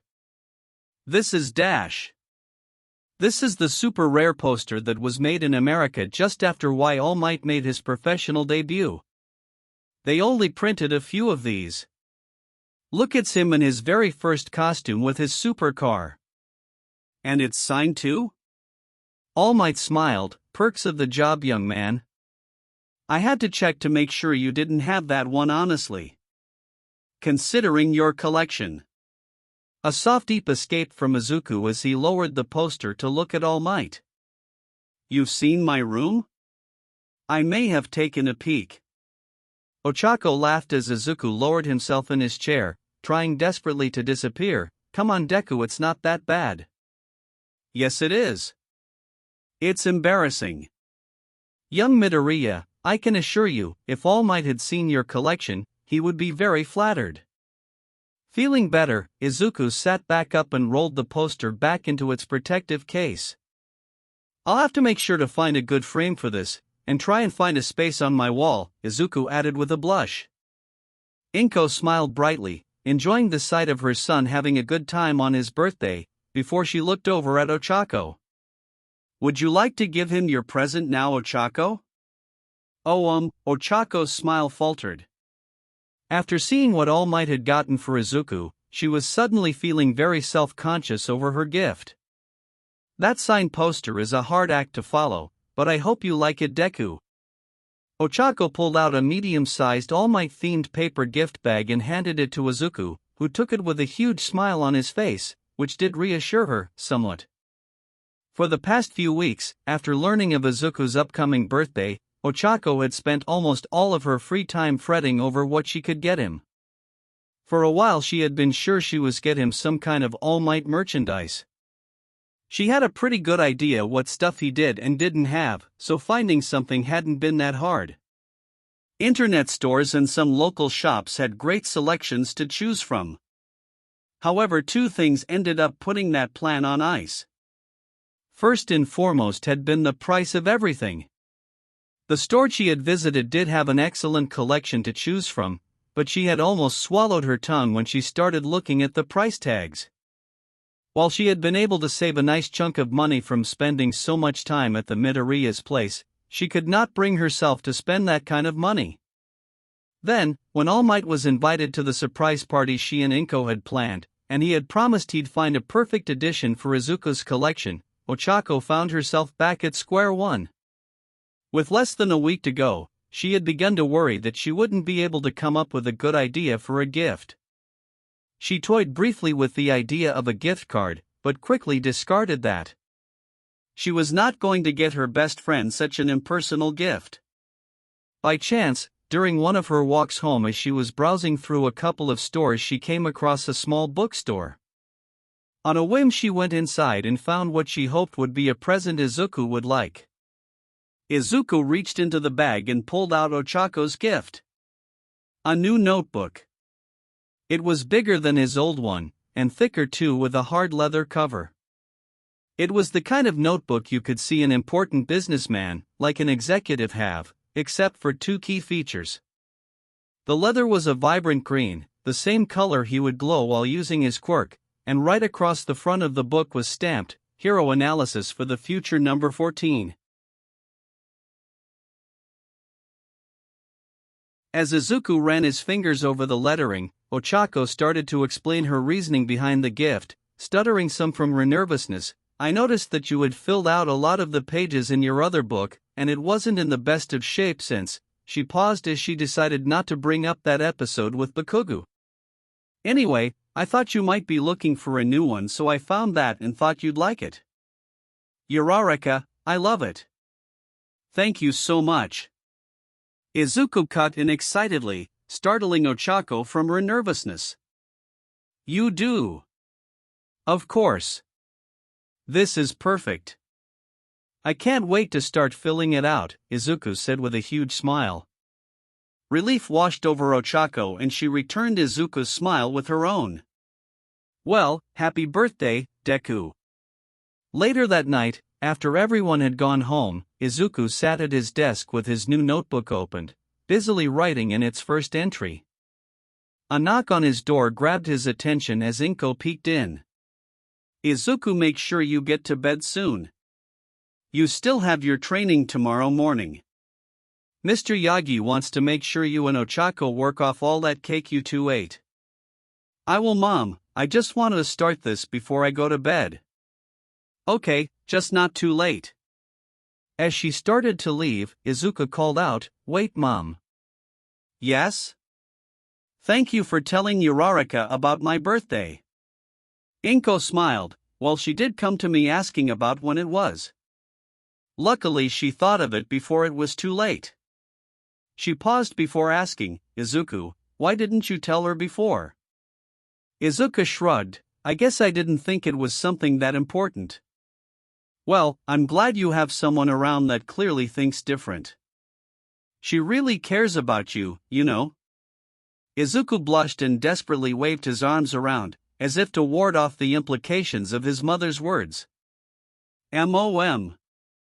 Uraraka is my friend. My best friend. Don't go acting weird about it. With a chuckle, Inko said her goodnight to Izuku and closed the door behind her, leaving Izuku slightly flustered.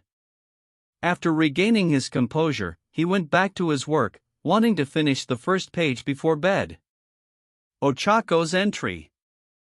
The next day Izuku smiled brightly as he jogged down the street in the early morning. Ever since last night he couldn't help but have a little spring in his step. It had been far too long since he had a friend wish him a happy birthday, much less buy him a present. Actually, when was the last time anyone besides Mom wished me a happy birthday? I think Kakin came over, but that was when we were still really little, and still friends. Izuku shook his head to dispel the depressing thoughts, before he found himself thinking back to Ochako and her gift. Ochako's bright smile filled Izuku's memory and he couldn't help but smile to himself. She really put a lot of thought into what to get me. I have to make sure I do the same for her, but I have no idea how to shop for a girl. Suddenly Izuku was pulled from his daydream when a girl rushed past him, brushing him aside as she hurried by before quickly turning a corner and disappearing down an alleyway. Izuku blinked but quickly found himself getting pushed aside as some guys, who looked a few years older than him, rushed by. You see which way that chick went? Yeah, she went down here. The boys smirked. Awesome, looks like she wants to have some privacy. The group snickered before they entered the alley and disappeared. Izuku regained his bearings before glancing towards the alleyway. A pit forming in his stomach. I need to find someone. But as he looked around he realized that with it being so early in the morning, there was no one else walking the streets.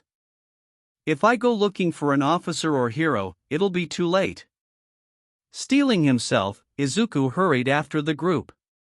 Running down the alley, Izuku soon came upon the group. 3 high schoolers leaned over the girl who had her back against the wall. She looked about the same age as Izuku, and she was wearing a school uniform that was pretty roughed up, from a school he didn't recognize. She looked like she had been living a rather hard life, since it wasn't only her uniform that was in bad shape. She herself looked a little worse for wear. But despite her situation, she didn't seem overly panicked. She's doing a good job staying calm. Now come on, girl. This shy act is getting a little old. A girl like you should be happy you have some paying customers. Yeah, I doubt you get picked too often looking like this. So let's have some fun already, huh? No more running around, okay? You don't want us getting mad, right? The girl's eyes drifted up to the boys. Mad, huh? One of the boys reached up towards her when Izuku made himself known. Get away from her. 3 heads whipped around at once and glared back at Izuku, who tried to return their looks with one of his own. Internally, though, he was desperately trying to think of what to do next. Okay, I got their attention, now what do I do? I need a plan. The hell do you want, kid? Scram already. Izuku shook his head and kept himself planted. No. I'm not leaving you alone with her. I just need to reach her and pull her out of here. I don't need to win a fight. Just to skate back out into the street. Izuku silently scanned the alley.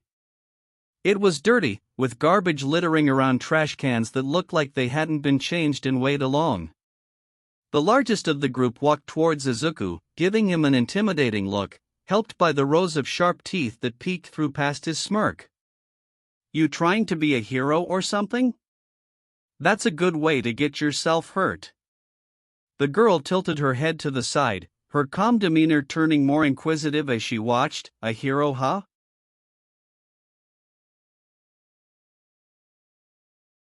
Izuku took a step forward till the two were only a few feet apart. The high schooler was tall, and must be used to cowing people with his presence. But Izuku had stared into the eyes of a real villain only a few months ago. Compared to him, this guy wasn't scary at all. The high schooler's smirk turned into a sneer, and more of his teeth flashed into view. Okay, maybe he's a little scary. Last chance to walk away, kid. Izuku smiled, like he was sure All Might would. I was gonna say the same to you. With a growl, the high schooler pulled his arm back, getting ready to slug Izuku right in the jaw, but as he did, Izuku activated his quirk, surrounding himself in viridescent light. The high schooler blinked in surprise and Izuku capitalized on that. Reaching up with his right hand, Izuku looked past the boy into a trash can, which Izuku hopped wasn't too heavy, behind him. The instant the can was surrounded in light, Izuku yanked his hand back and pulled as hard as he could. Immediately he felt a sharp throb in his head, but it wasn't as bad as he had feared. The can screeched across the pavement before rolling onto its side and slammed into the back of the first boy's legs, knocking his feet out from underneath him and sending him tumbling to the ground with a heavy thud. The other boys gave surprised yells before they rushed forward, but Izuku was already getting ready. Reaching out again with his hand, Izuku swung in front of himself, and at the same time, a large garbage bag launched itself into the head of a boy, knocking him down and covering him in days-old trash that exploded from the torn plastic. Unfortunately for Izuku, the last boy was able to close the distance between the two before Izuku could find something to hit him with. He only just had enough time to realize he was about to get hit when the boy swung and punched him right in the mouth. "You little punk!" As he readied to get in another hit, Izuku stumbled backwards, almost falling. He needed to stay on his feet. Falling down now would give the other boys a chance to get up, and he'd have lost any element of surprise. The boy put his all into his next swing, and Izuku desperately reached out with his quirk. "I still can't hold on to people very well, but I don't need to stop his punch." The boy's fist glowed green and Izuku pulled as hard as he could. Using his psychokinesis almost as a rope, he used the boy's own momentum against him and yanked him down, while at the same time pulled himself up to keep himself from falling back from the first hit. As the boy stumbled past Izuku, he stuck out his leg, tripping the boy, who fell face first into the ground. "Got him!" Izuku didn't celebrate his victory long though, as he rushed forward and took the girl by the hand and pulled her away from the three as they stumbled to get up. "Hurry, let's get out of here!" The two ran out of the alley and down the street till Izuku put as much distance between them and the boys as he could before coming to a stop to give both of them a chance to catch their breaths. Turning around, Izuku looked at the girl. "Are you okay?" The girl, however, was bent over, still taking in deep breaths. She held up a hand and gasped out, "One. Sec. Oh. Oh, sorry."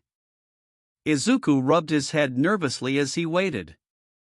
"I guess I've just gotten used to running longer since I started training."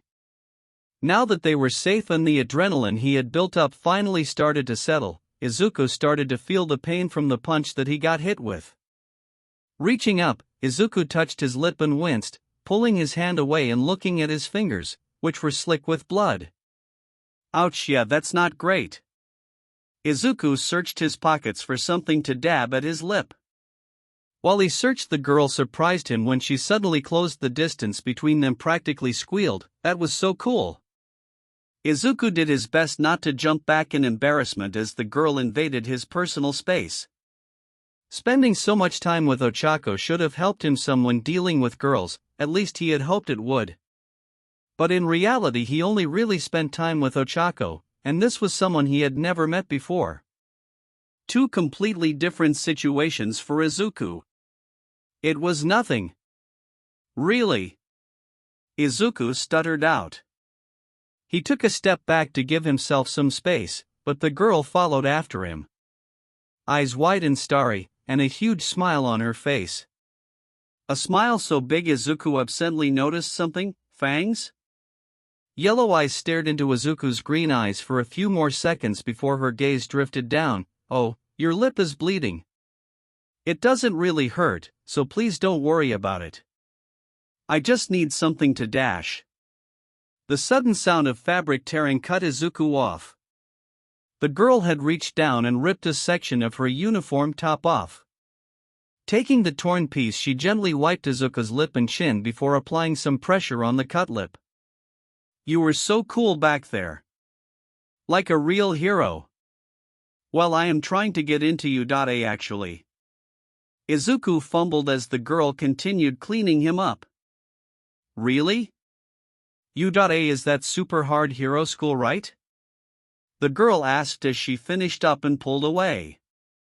Pocketing the bloodied cloth, Izuku nodded in affirmation. "Yeah. That's why I've been training every day to pass the entrance exams." The girl eyed him, during which Izuku tried not to shrink away.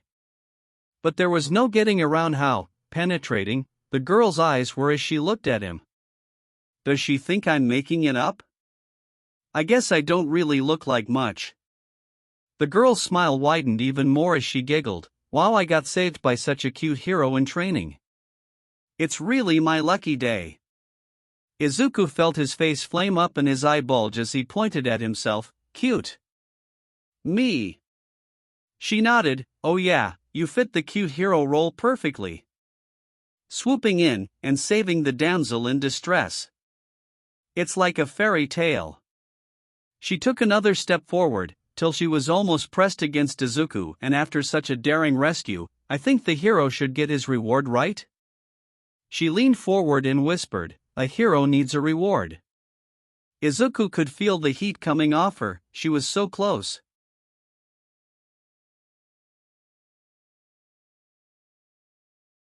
Her lips so close to his. Slowly. Ever so slowly. Izuku reached up and gently pushed her away.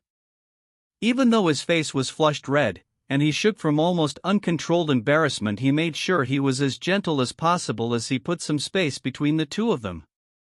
Thank you, but you don't have to do that. I didn't save you for a reward. I did it because you looked like you needed help. That you're safe now is enough for me. The girl's smile dropped and her eyes widened as she stared at him. Izuku was worried he had offended her. Soon though the smile came back and she started to laugh. She doubled over before she found a wall to lean on to steady herself. Confused, Izuku could only blink and try to guess what she found so funny. A hero that helps, just to help, huh? Is there something funny about that? The girl calmed down and shook her head. No, I'm laughing because the person taking care of me doesn't really have a high opinion of pro heroes. Thinks they care too much about the fame and such, but I think he'd love to meet you. You sound like a real mold breaker. Or like All Might. He talks about All Might a lot. Did she just compare me to All Might? The blush returned in full force as Izuku hid his face behind his arms, stuttering and mumbling his thanks. The girl smirked at this. Well, I have to get going now. Thank you again. Izuku gasped as she turned to leave. Wait. Don't you want to go to a police station or hero office? She shook her head as she dismissed the offer. No, not really. I'm fine. But miss? She whirled around with a frown. Don't call me miss.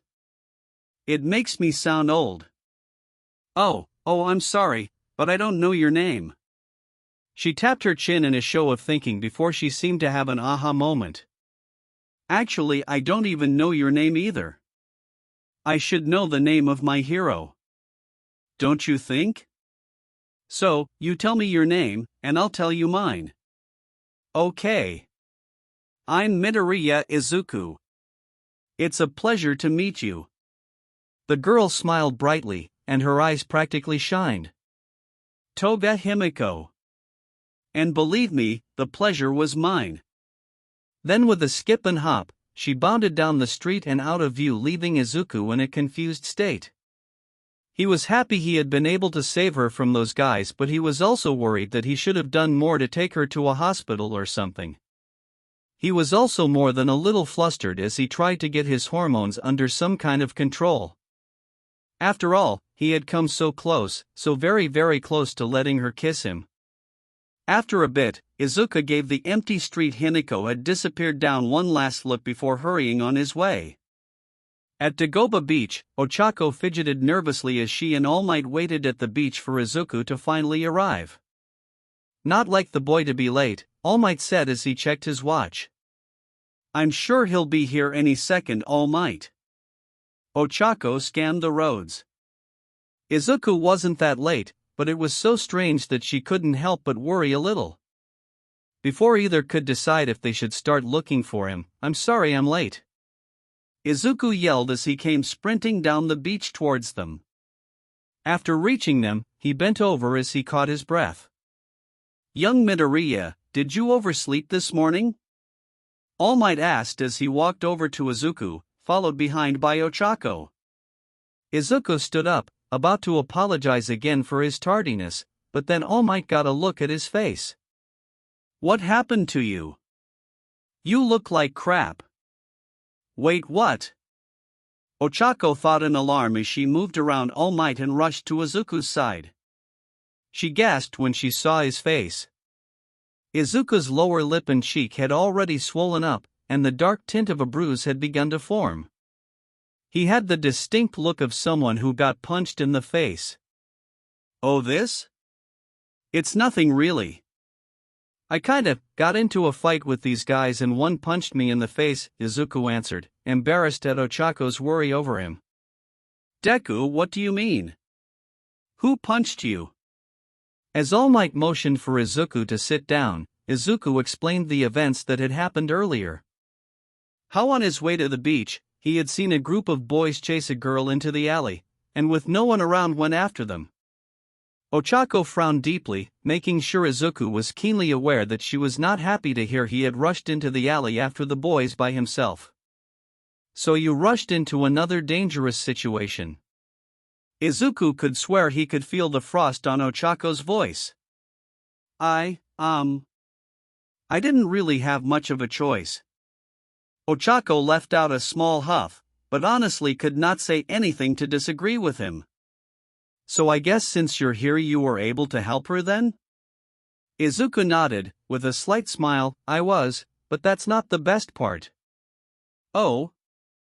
Both All Might and Ochako, who was still miffed over the ordeal, leaned forward some. Both curious to what Izuku could add to the story. I used my quirk to save her. Izuku had a huge grin now. Ochako's eyes went wide while All Might had a huge smile. Did you now? Perfect. It looks like the training is progressing like I'd hoped it would if he's confident enough to use his quirk in that kind of situation. I mean, all I did was just throw some trash around, so it wasn't really that impressive. Deku, Ochako cut in, you used your quirk to help someone. That's great. Embarrassed, and a little flattered, Izuku ran his fingers through his hair. Yeah, I guess so. She thought I was really cool too. Ochako felt her eye twitch. That's nice.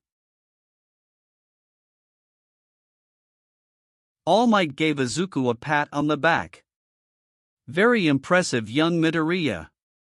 Then with a teasing smile added, though I must admit, when you said you saving the girl wasn't the best part, I thought perhaps you had gotten a kiss or something as a reward. The moment those words left All Might's mouth, he was suddenly very aware he had made a mistake. While Izuku lowered his head to cover his now red face, a look quickly flashed across Ochako's face that let All Might know, I just stepped on a landmine. Young Uraraka, please don't look at me like I'm something gross stuck to your shoe. She did want to. Izuku squeaked out, unaware that Ochako's gaze had turned back to him. Oh. Young Midoriya, be careful, All Might fretted as he looked between the two. But I stopped her. I mean, it wouldn't be right for me to let her kiss me like that after saving her. Right? Ochako's face lit up. That's right, Deku. Heroes don't go around accepting those kinds of rewards.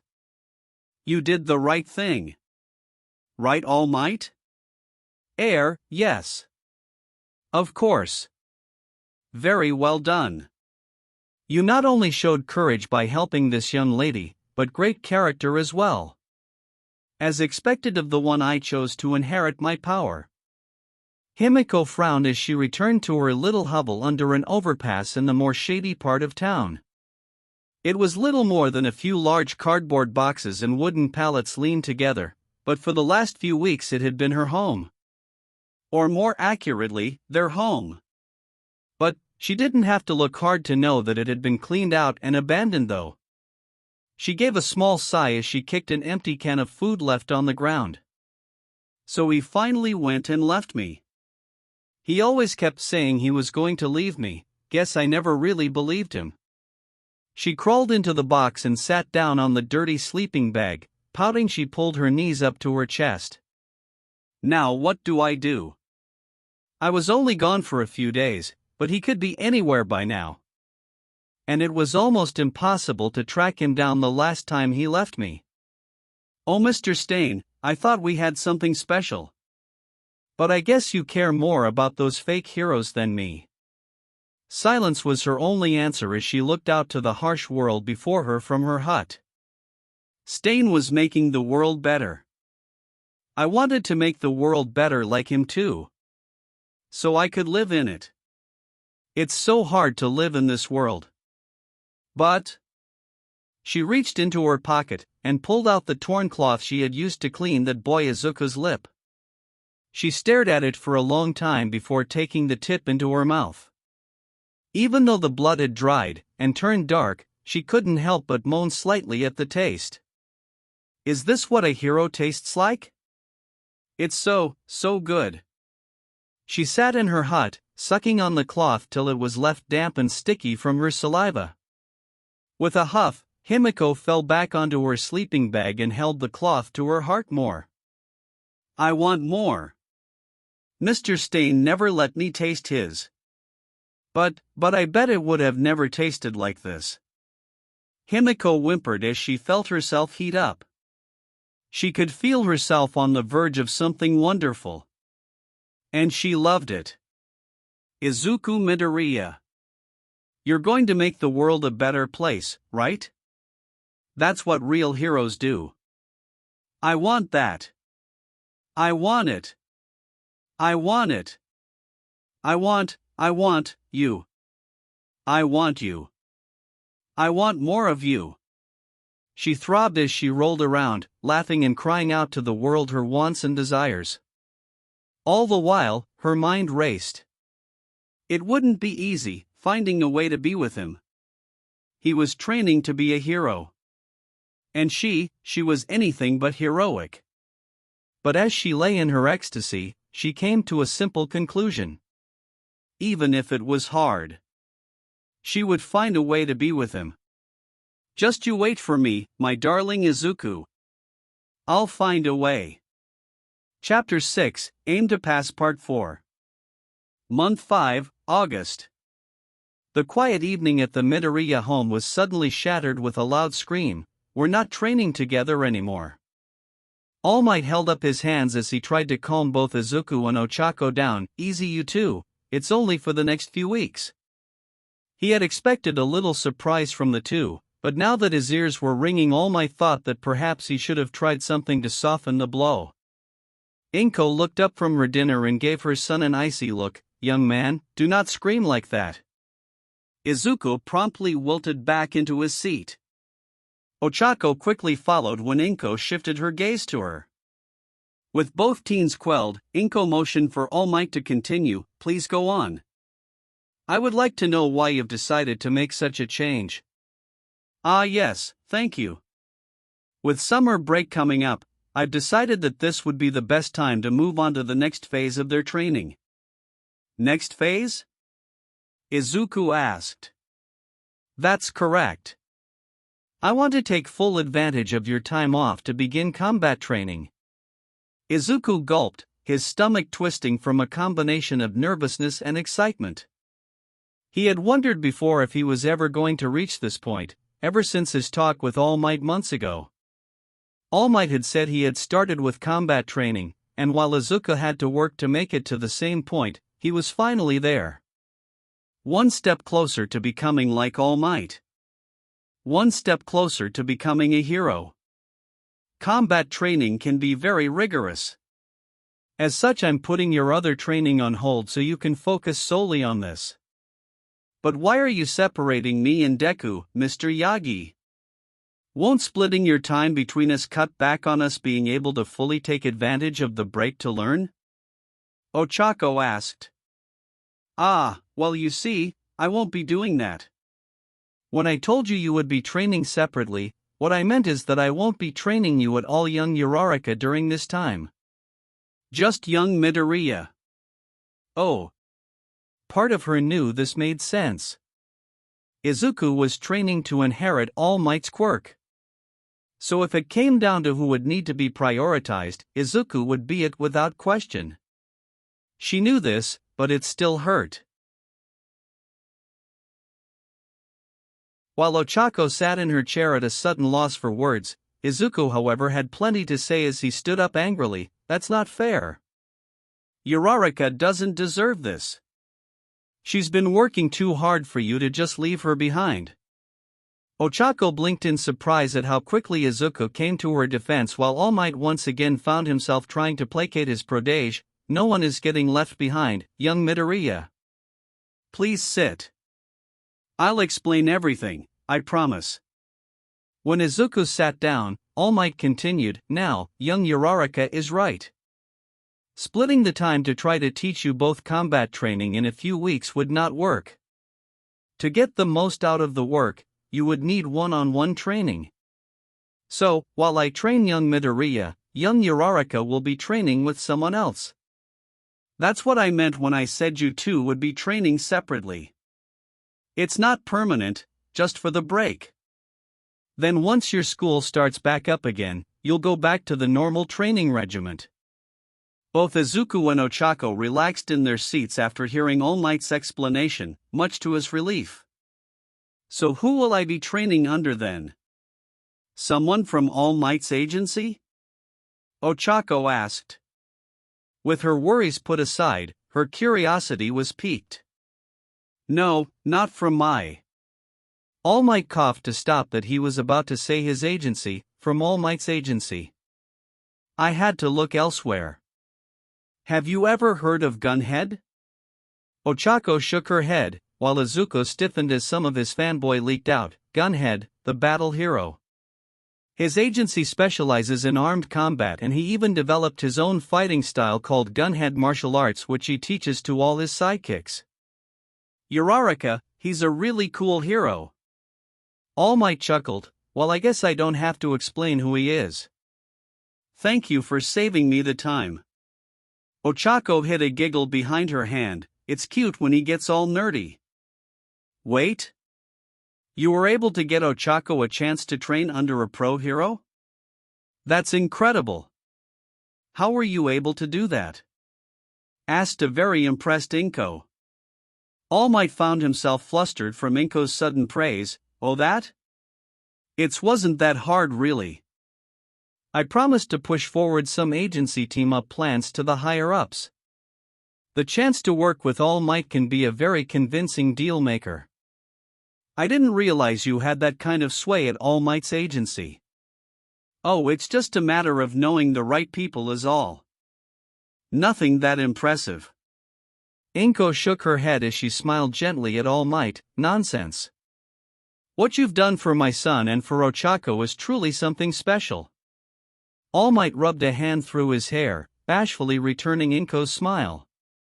While this exchange was mostly missed by Izuku, who was distracted trying not to think about the double meaning of some of All Might's explanations, Ochako looked between the two, suddenly feeling a little uncomfortable. Oh please tell me All Might is not flirting with Deku's mom. Wait, Mr. Yagi, Izuku began, Gunhead's agency isn't exactly close by. Even by train it's still a trip just going one way.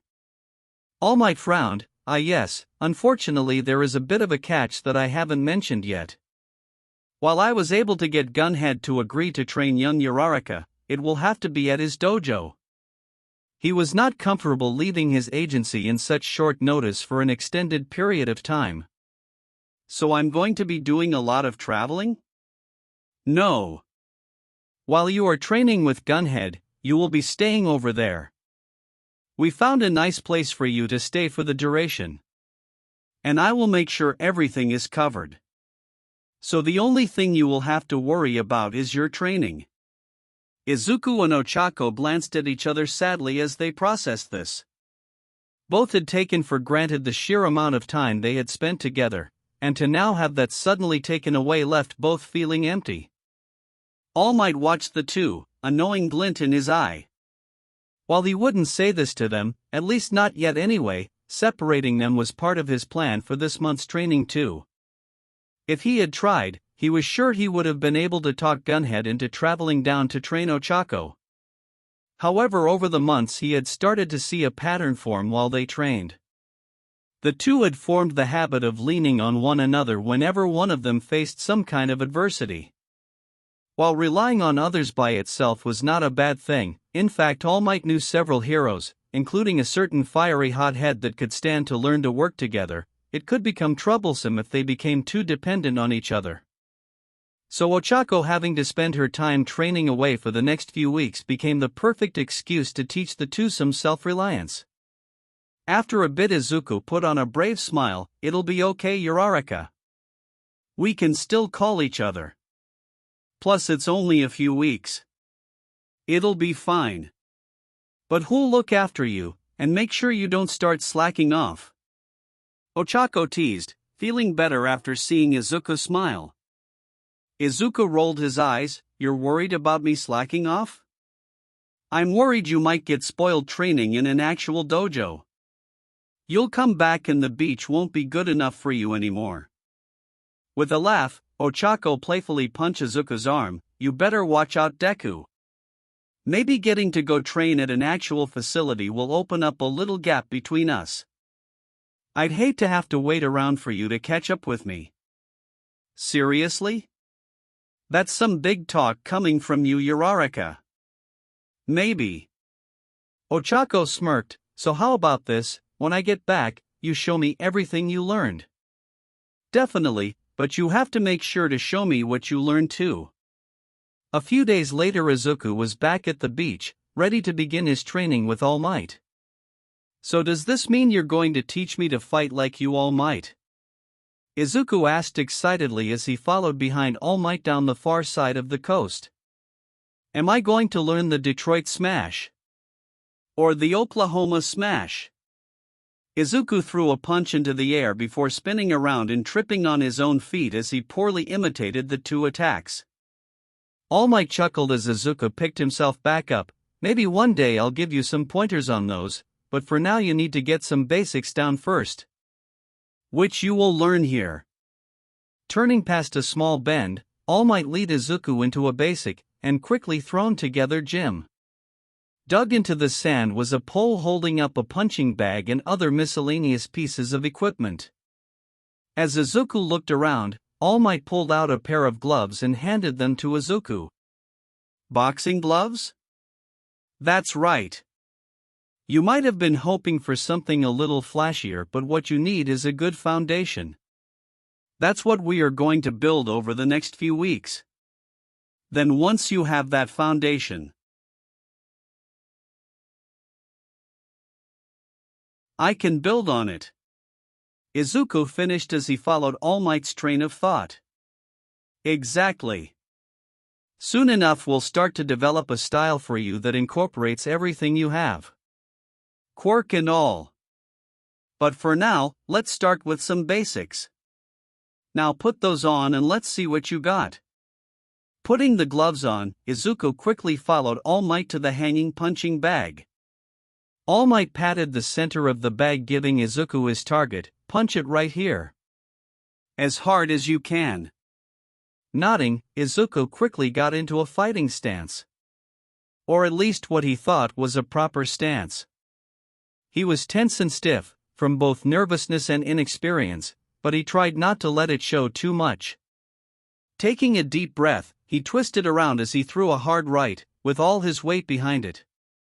The chains holding the heavy bag barely squeaked from the blow, and Izuku, not expecting the resistance he got, tripped over himself and fell into the sand. All Might looked down at Izuku, while he collected himself. "Young Midoriya, you've never thrown a punch before, have you?" No." Thinking back, All Might asked, "What about when you helped that young lady from before?" "Oh, I really just used my quirk to trip the guys bothering her, then ran away." Both All Might and Izuku stood in silence for a few moments before All Might coughed into his hand. "Well, then we'll just start with the basics." Izuku nodded vigorously. "Yeah, basics sounds like a great place to start." Ochako couldn't help but feel a sense of trepidation as she hurried down the sidewalk. By all accounts, she shouldn't feel like this. The apartment she was staying at was very nice. In fact, it was a much nicer place than her own. And all her food and board was being covered, so she didn't have to worry about money while she was here. She had also been assured by All Might that Gunhead was an excellent teacher, and her time with him was going to be nothing but positive. She had even done a little research herself, and was confident that Gunhead wasn't some secret creep or something.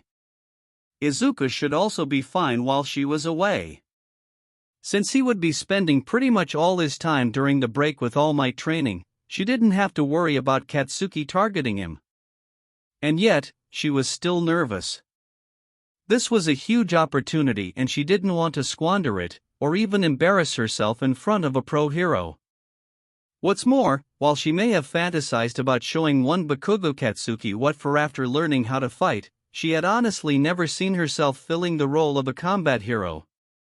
She thought she would be more like 13, and focus more on rescuing people. Of course, I never thought I'd be spending this year before taking the entrance exams training under All Might, so I guess I shouldn't be surprised that some of my original plans don't jive with reality anymore. Plus, I guess being a rescue hero with combat training will open more doors down the line. Absently, she felt her fingers trace along her phone in her pocket as she once again found herself fighting the urge to give Izuku a call. Not to check up on him, of course. She didn't need to do that. And she didn't need to call him already. He had seen her off when she had boarded the train yesterday, and they had talked last night too, during which they decided that they'd call or text in the evenings after their training was over. Get it together, girl. You're acting like you're going through withdrawal or something. You can go a day without talking with him. Plus, he's probably already in the middle of training with All Might. Now woman up and get your business done. When Ochako looked up, she found herself right outside of Gunhead's dojo. Taking a deep breath to steady herself, Ochako walked through the front door. Pardon the intrusion. As Ochako came into the dojo, she was quickly greeted by a large and intimidating hero that she had to strain her neck to look up at when he stood from his desk and walked over to her. "Ah, you must be Uraraka Ochako." She had seen some videos, so she had thought she knew what to expect, but to see the man in person was a completely different animal. Ochako bowed her head as she addressed the pro hero. "Thank you so much for taking the time to train me, sir." Gunhead waved his hands in front of himself, trying to downplay Ochako's formality. "Please, you don't have to be so formal with me. Just call me Gunhead, and besides, I'm always looking to help young burgeoning. Though I think this is the first time someone from another agency has asked me to take on someone they had scouted. And someone who isn't even in a hero school yet. Your scout must think very highly of you." Ochako blushed. "I'd like to think he does, SI. Gunhead. Well, why don't I give you a tour and then we can get a feel of what you will be learning here. Follow me." After only a short time, Ochako had quickly gotten over her initial reaction to the large hero and had come to the firm conclusion that Gunhead was unbelievably cute. Which was somewhat surprising considering he was a giant man with guns on his arms and he had razor blades sticking out of his gloves. But after he had walked her around the gym they would be using, and gave her a training GI to wear, Ochako couldn't ignore that the way he talked and moved was just cute. After quickly putting on the GI she was given, Ochako joined the hero in the main room of the gym where he was waiting in the center of a large padded mat. "So Uraraka, do you have any experience with martial arts? Or any kind of self-defense training and techniques?" Not really, no. I don't. Sorry. That's perfectly alright. Everyone starts somewhere. So let's see, before we start, let's talk about your quirk. From what Mr. Yagi told me, your quirk, zero gravity, lets you negate an object's gravitational pull after you touch it. Yes, sir, though I have to make contact with all my fingers for my quirk to activate. Ochako held up her hand, showing off the pads on each finger. Gunhead rubbed his chin as he looked at her hand. A soft leaked past his mask as he was deep in thought. So keeping your hands safe should be a priority for you then. If they get damaged, it could have a negative effect on your ability to use your quirk. Is that a problem? Do you think my quirk won't work well in combat? Chuckling, Gunhead shook his head, not at all. In fact, I think your quirk could be extremely effective. Being able to neutralize an opponent with just a touch would make you very dangerous in close combat situations. Despite herself, a wicked grin spread across her face when she heard that, which didn't go unnoticed by Gunhead. Seems you like that idea. Ochako flinched back as she waved her hands in front of her nervously. Oh well, I guess it would be pretty cool to be someone a bully wouldn't want to mess with. Makes it easier to protect someone.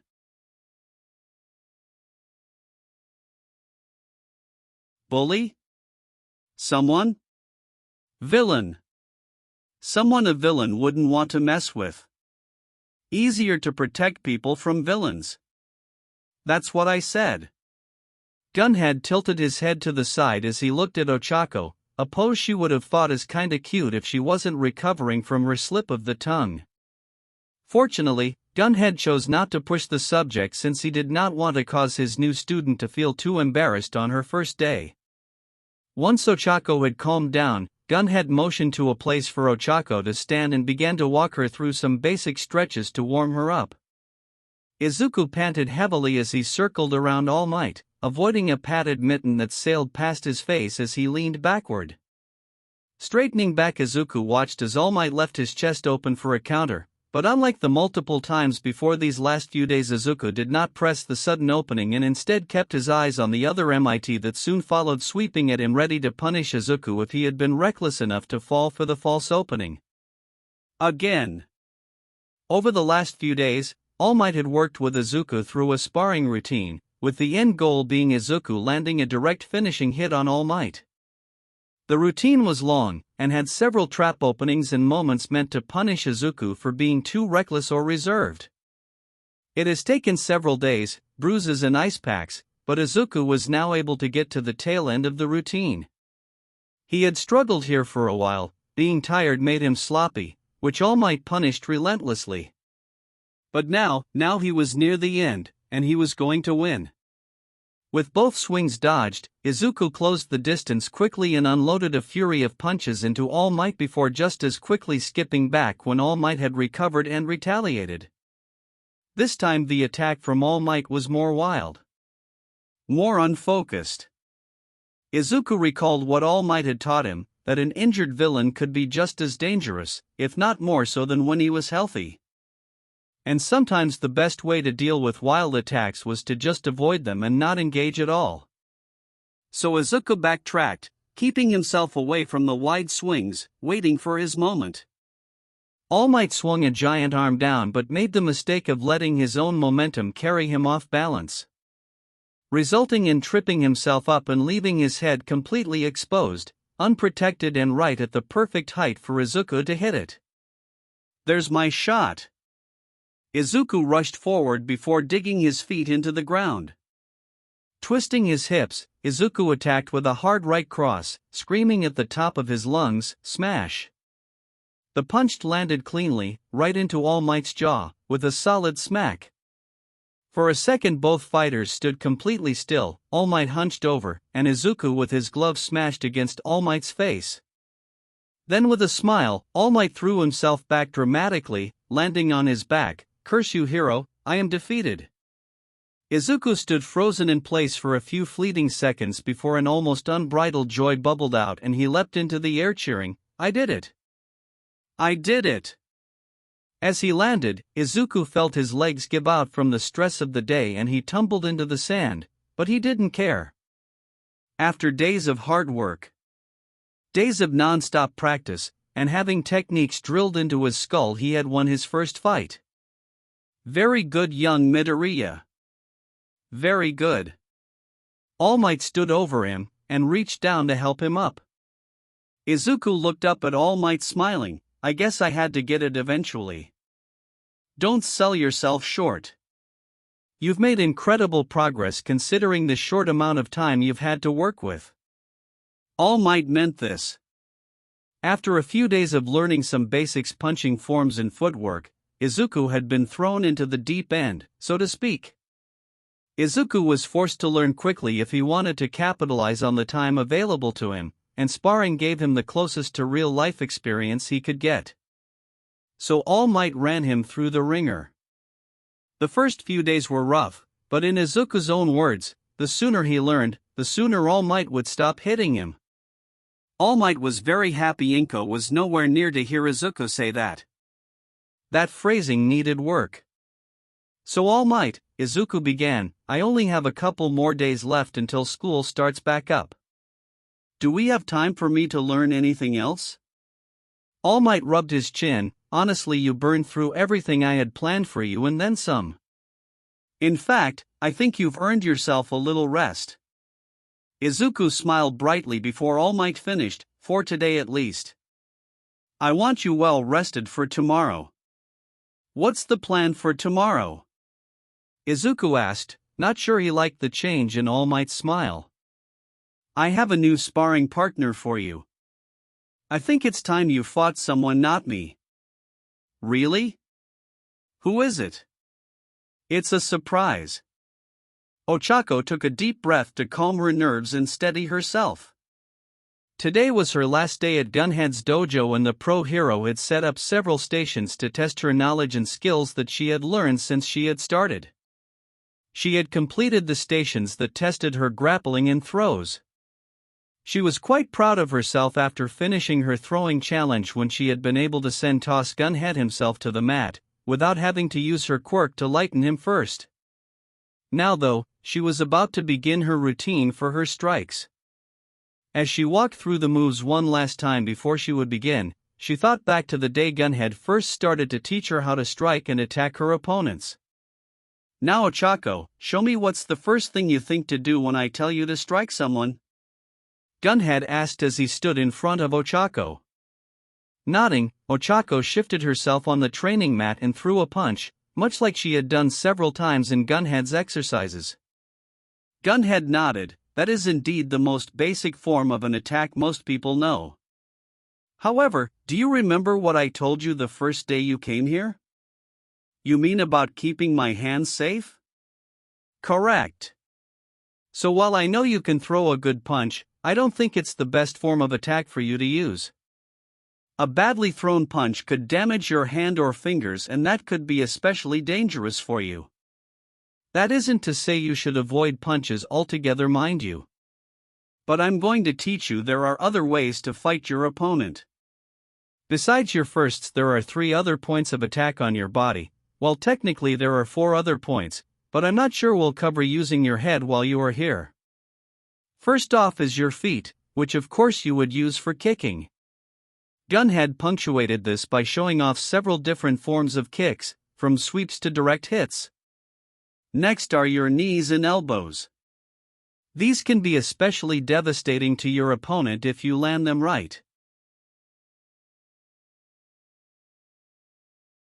Ochako nodded as she watched Gunhead demonstrate more varied strikes. So Ochako, let's say you are in a fight, your opponent more often than not is going to be watching your hands. Either because that's the most common place to expect an attack, or because they know that's where your quirk is. But there is the catch, if they are just watching for attacks from your hands. Gunhead trailed off for Ochako to finish. Oh. They won't be looking for an attack from somewhere else. Exactly. And there is a flip side to this as well. There is? Yes. If your attacks are constantly coming from your legs or elbows, your opponent may very well forget completely to keep an eye on your hands. When they do that, you'll have your perfect opening to use your quirk on them and finish the fight. Opening her eyes, Ochako looked down the line of different dummies, each posed in a different pose of attack or defense. She was supposed to move down the line of dummies and demonstrate she knew how to properly attack her opponent no matter what position they were in. Behind her, Gunhead stood off the mat ready to begin the final test. He knew she would do well, she had absorbed everything he had taught her like a sponge. It was a shame he knew he would not be available to take on work studies and interns this year, or he would already be making plans to make sure Ochako was back in his dojo to continue training under him. He could tell she was still a little nervous for this last test, so he decided to give her one good push, one last bit of advice for this test. Ochako, I always find it helps me when I visualize someone I don't like standing in front of me, instead of a dummy. Makes me go just that bit harder. Ochako glanced back towards Gunhead with a determined smile. Thank you, Gunhead. On your time then, Ochako. Turning back to face the first dummy, she nodded once, set her stance, and with one last deep steadying breath, attacked. Ochako moved down the line, striking openings and defenses on some dummies, or moving to block incoming attack from others. Ochako continued on after a call out from Gunhead signaled her to do so. A dummy with a high block, attack with her legs, swiping at the base. Another yell from Gunhead and Ochako moved to the next dummy. A punch to her head, she deflected with her arms, and countered with an elbow to the chest. Gunhead called out again, and she moved. He called out again and she moved. Over and over down the line of dummies. Sometimes she would only be allowed to make a single move, others she went through multiple. Kick, knee, block, elbow, block, palm strike, block, deflect, counter, kick. Ochako was blur. Final dummy. A simple standing dummy. There for Ochako to cut loose. And she did. Ochako went through every move that Gunhead had taught her, striking its soft points. Solar plexus, kidneys, the back of legs and jaw. Behind her, Ochako heard Gunhead call out for her to deliver her finishing blow. At that moment she could also hear his advice from earlier, visualize someone I don't like. As she thought of that, the dummy in front of her changed. She could see his straw blonde hair. She could see his arrogant eyes. She could see his condescending smirk. She could see Bakugou Katsuki standing right in front of her, and Ochako cut loose and unleashed all hell. Reaching out, she gripped the dummy by the shoulder and yanked it forward, while at the same time delivered an elbow strike right underneath its chin and into its throat. Ochako stood over the fallen dummy, panting as the red mist in her vision faded, and from exerting herself so hard throughout the test. Gunhead walked up to her, clapping. Masterfully done, Ochako. You've passed every test I had for you. Congratulations.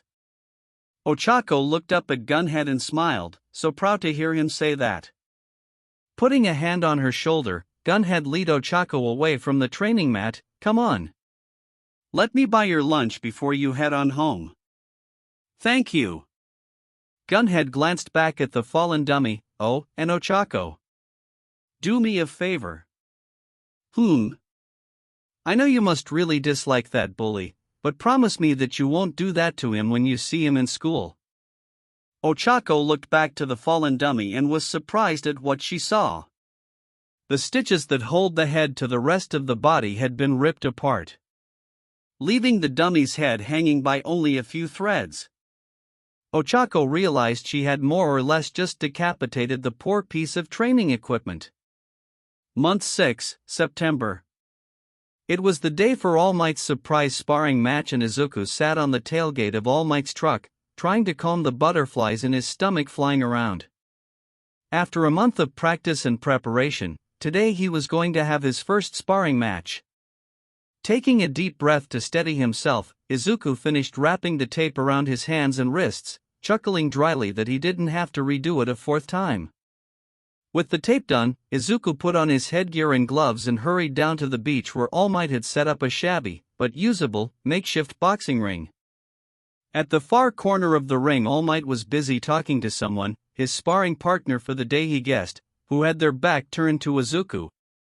Unlike Izuku, who was wearing a basic long-sleeved gym shirt and shorts for the match, this person was sporting a martial arts gi, and on top of the same gear he had for his head and hands, they had added padding on their elbows and knees.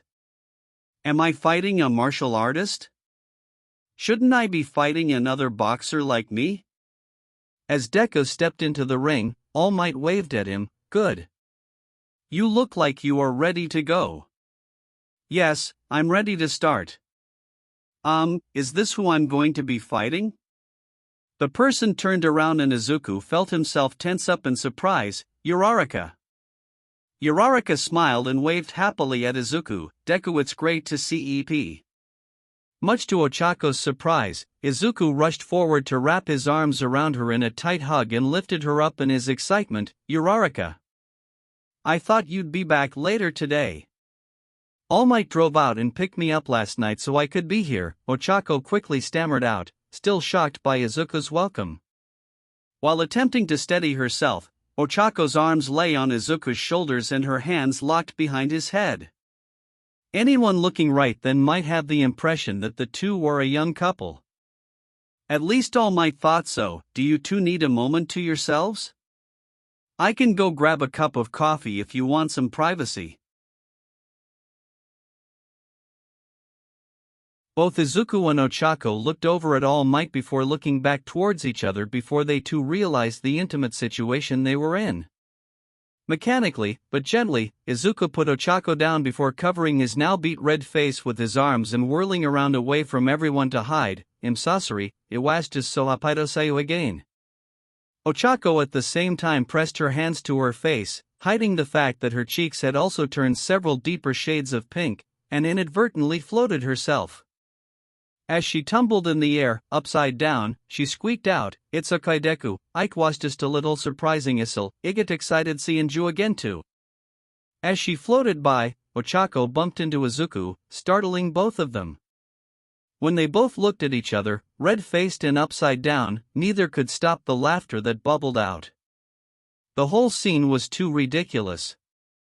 After a few seconds of laughing, Izuku reached out his hand for Ochako to grab. "It really is good to see you again, Uraraka.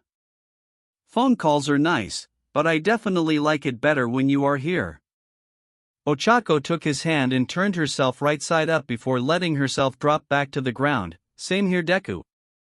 Nothing beats having my best friend around." All Might couldn't help but smile as the two caught up. However, while he was happy for the two, they were here for a reason. So after giving them a few more seconds to talk amongst themselves, he clapped his hands together to grab their attention. "You two will have plenty of time later to talk.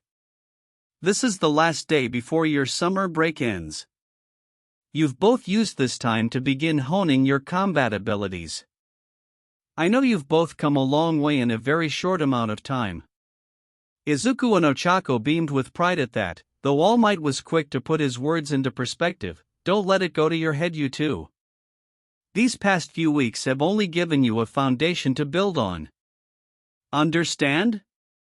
"Yes, All Might," they replied simultaneously. "Good. Good. Now if you two remember, you'll be having yourselves a sparring match today. Now why don't you head to your corners and we can get started?" Izuku blinked and glanced to his side at Ochako. Truthfully, he had been so excited at seeing Ochako again he'd actually forgotten that had been the plan. "Looks like I'll get to see what All Might taught you. This should be fun." Ochako smirked before walking over to her side of the ring. "Yeah." Izuku frowned as he walked to his corner. The butterflies from before, now twisting his stomach into knots. "I knew I'd be having a match today, but I didn't think it'd be with Uraraka. This means I'll be trying to hit her. What if I do hit her? I can't hit her. I might. Now you two listen closely. While this will pretty much be a free-for-all for you two, it's not a street brawl. There will still be some rules. The moment either of you sees the other call for the fight to end, you pull up right then and there. The same goes for when I ring this bell here. You don't start fighting until I ring it, and you stop immediately when I ring it again. Young Midoriya, this will be the first time you've fought someone who will be able to kick you. So the no hitting below the belt rule doesn't really apply anymore, so watch out for that."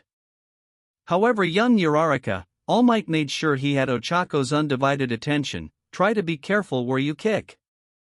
Ochako nodded vigorously, showing she understood exactly what All Might meant. "Good girl. Now if there are no questions, I'll ring the bell and you two can dash." "Wait a second, All Might." Izuku quickly interrupted. Izuku glanced at Ochako before turning away. What is it, young Midoriya? All Might noticed Izuku give Ochako another glance. He could see him becoming more uncomfortable as he fidgeted around and picked at his gloves. When he looked over at Ochako again only to look away just as quickly, All Might had a suspicion what was on the boy's mind. Young man, don't say what I know you're thinking. Are you sure this is okay? For us to fight like this? I don't want to accidentally hurt Uraraka if I hit her too hard. He actually said it. There was a pause before Izuku guessed he probably had said something he shouldn't have. All Might was rubbing his brow, clearly embarrassed by his prodigy. At what, Izuku couldn't guess. He didn't think he had said anything that embarrassing. Then Izuku looked at Ochako, and he knew he had screwed up. Ochako looked pissed. Before Izuku could try to apologize, however, Ochako whipped her head over towards All Might, and through gritted teeth simply said, "Ring the bell." Wait, what? All Might nodded once and pulled the cord on the bell, signaling the start of the round. The ringing hadn't even started to fade when Ochako whirled back to face Izuku and dashed forward. Panicked, Izuku stumbled back. Wait, Uraraka. Hold on. Ochako had closed the distance between them, and Izuku, tripping over his own feet as he tried to step back, threw a wild punch that went wide. While it was never going to hit Ochako, it did give her the perfect chance to finish the fight there and then. Ochako sidestepped and with one hand grabbed hold of Izuku's wrist. Pivoting, she let his own momentum carry him forward, and she reached behind with her other hand grabbed Izuku the back of his neck. At this point, if she followed Gunhead's training, she would pull Izuku down to the mat and pin him face down. However, after what Izuku had said, she wanted to make sure he never made the same mistake again. With the hand holding Izuku's neck, she pressed each finger into his skin. She felt her quirk activate, and Izuku was now weightless and defenseless. Turning to make sure she was facing the right way, she threw Izuku up and out of the ring, and out towards the ocean. She waited for what she thought was an appropriate amount of time before slapping her hands together and releasing Izuku from the affecting of her quirk. Izuku fell unceremoniously into the water with a splash, before sputtering back to the surface. Izuku floated on the water's surface for a few moments as he collected himself and swam back towards the beach. Izuku kept his head down as he shuffled back to the ring. Once back inside, Izuku looked up to find Ochako back in her corner, arms crossed and giving him a very intense and measured glare. In a snap, Izuku bowed till he was almost parallel to the ground. Please forgive me. It was wrong of me to say something like that. It was completely disrespectful and out of line. I'm truly sorry. Izuku stayed as he was, not daring to look up. He shook and trembled, not from the chill from being soaked, but from a fear that he may have irrevocably damaged his friendship with Ochako. For Izuku, the next few moments of silence seemed to drag on forever until he heard footsteps on the cheap plywood mat. As the footsteps got closer and Izuku could start to see the outline of a shadow, he screwed his eyes shut. This is it. I just screwed up and there's no going back. I'm such an idiot. Izuku's thoughts were interrupted when he felt a towel dropped onto his head, and someone beginning to dry his hair. Startled, Izuku looked up to find Ochako standing over him, smiling.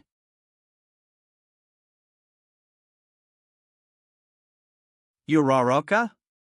Easy there.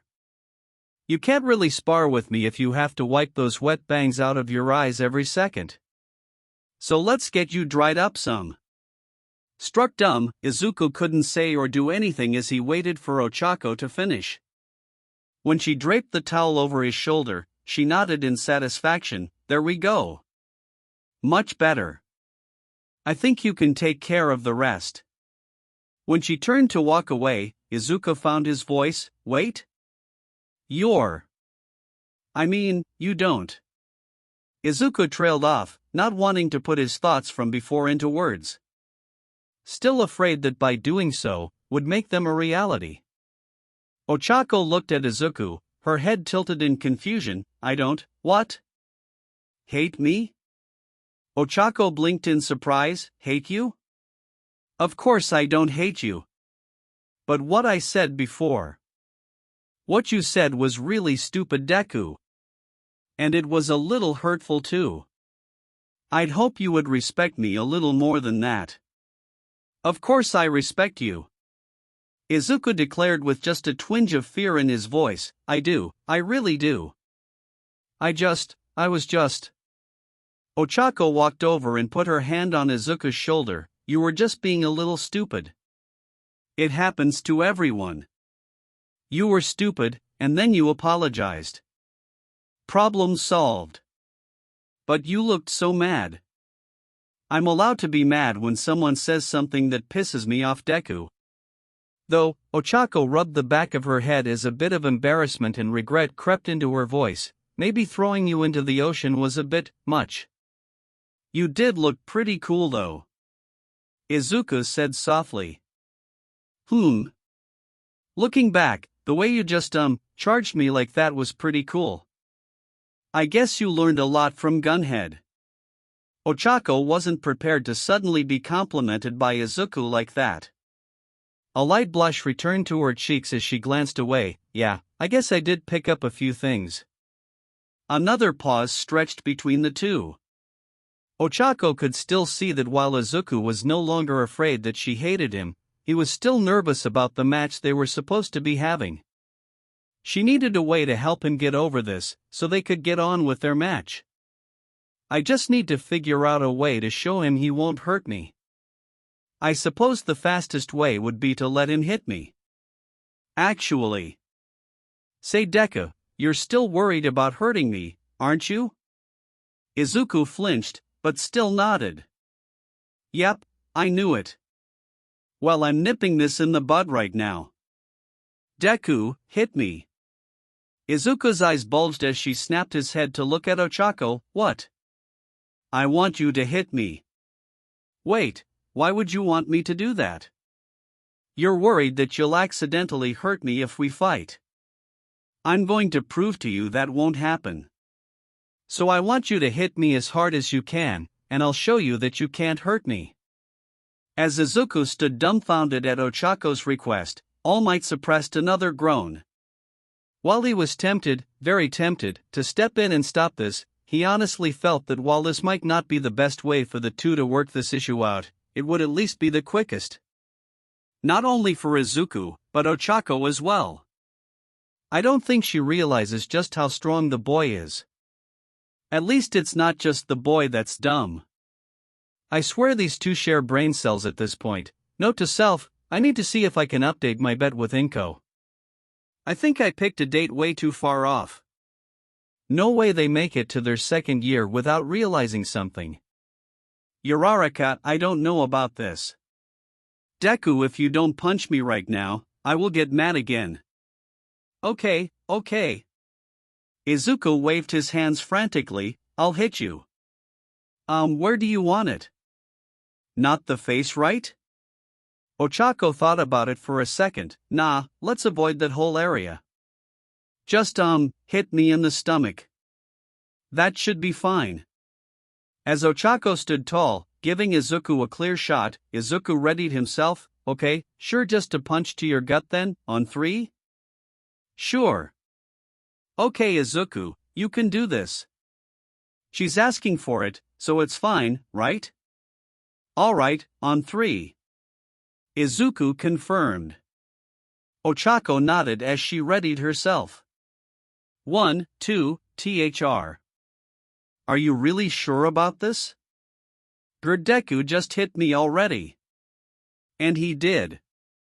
Izuku hit Ochako as hard as he could, driving his fist right into stomach, and driving all the air out of Ochako's lungs. Ochako's knees hit the mat as she dropped to the ground, hard. Wrapping her arms around her stomach and with her forehead pressed down on the mat, she coughed and gagged vehemently as she tried desperately to refill her lungs with air, while at the same time, keep herself from losing her breakfast all over everything. Above her she could hear Izuku panicking, asking if she was okay, if she needed help.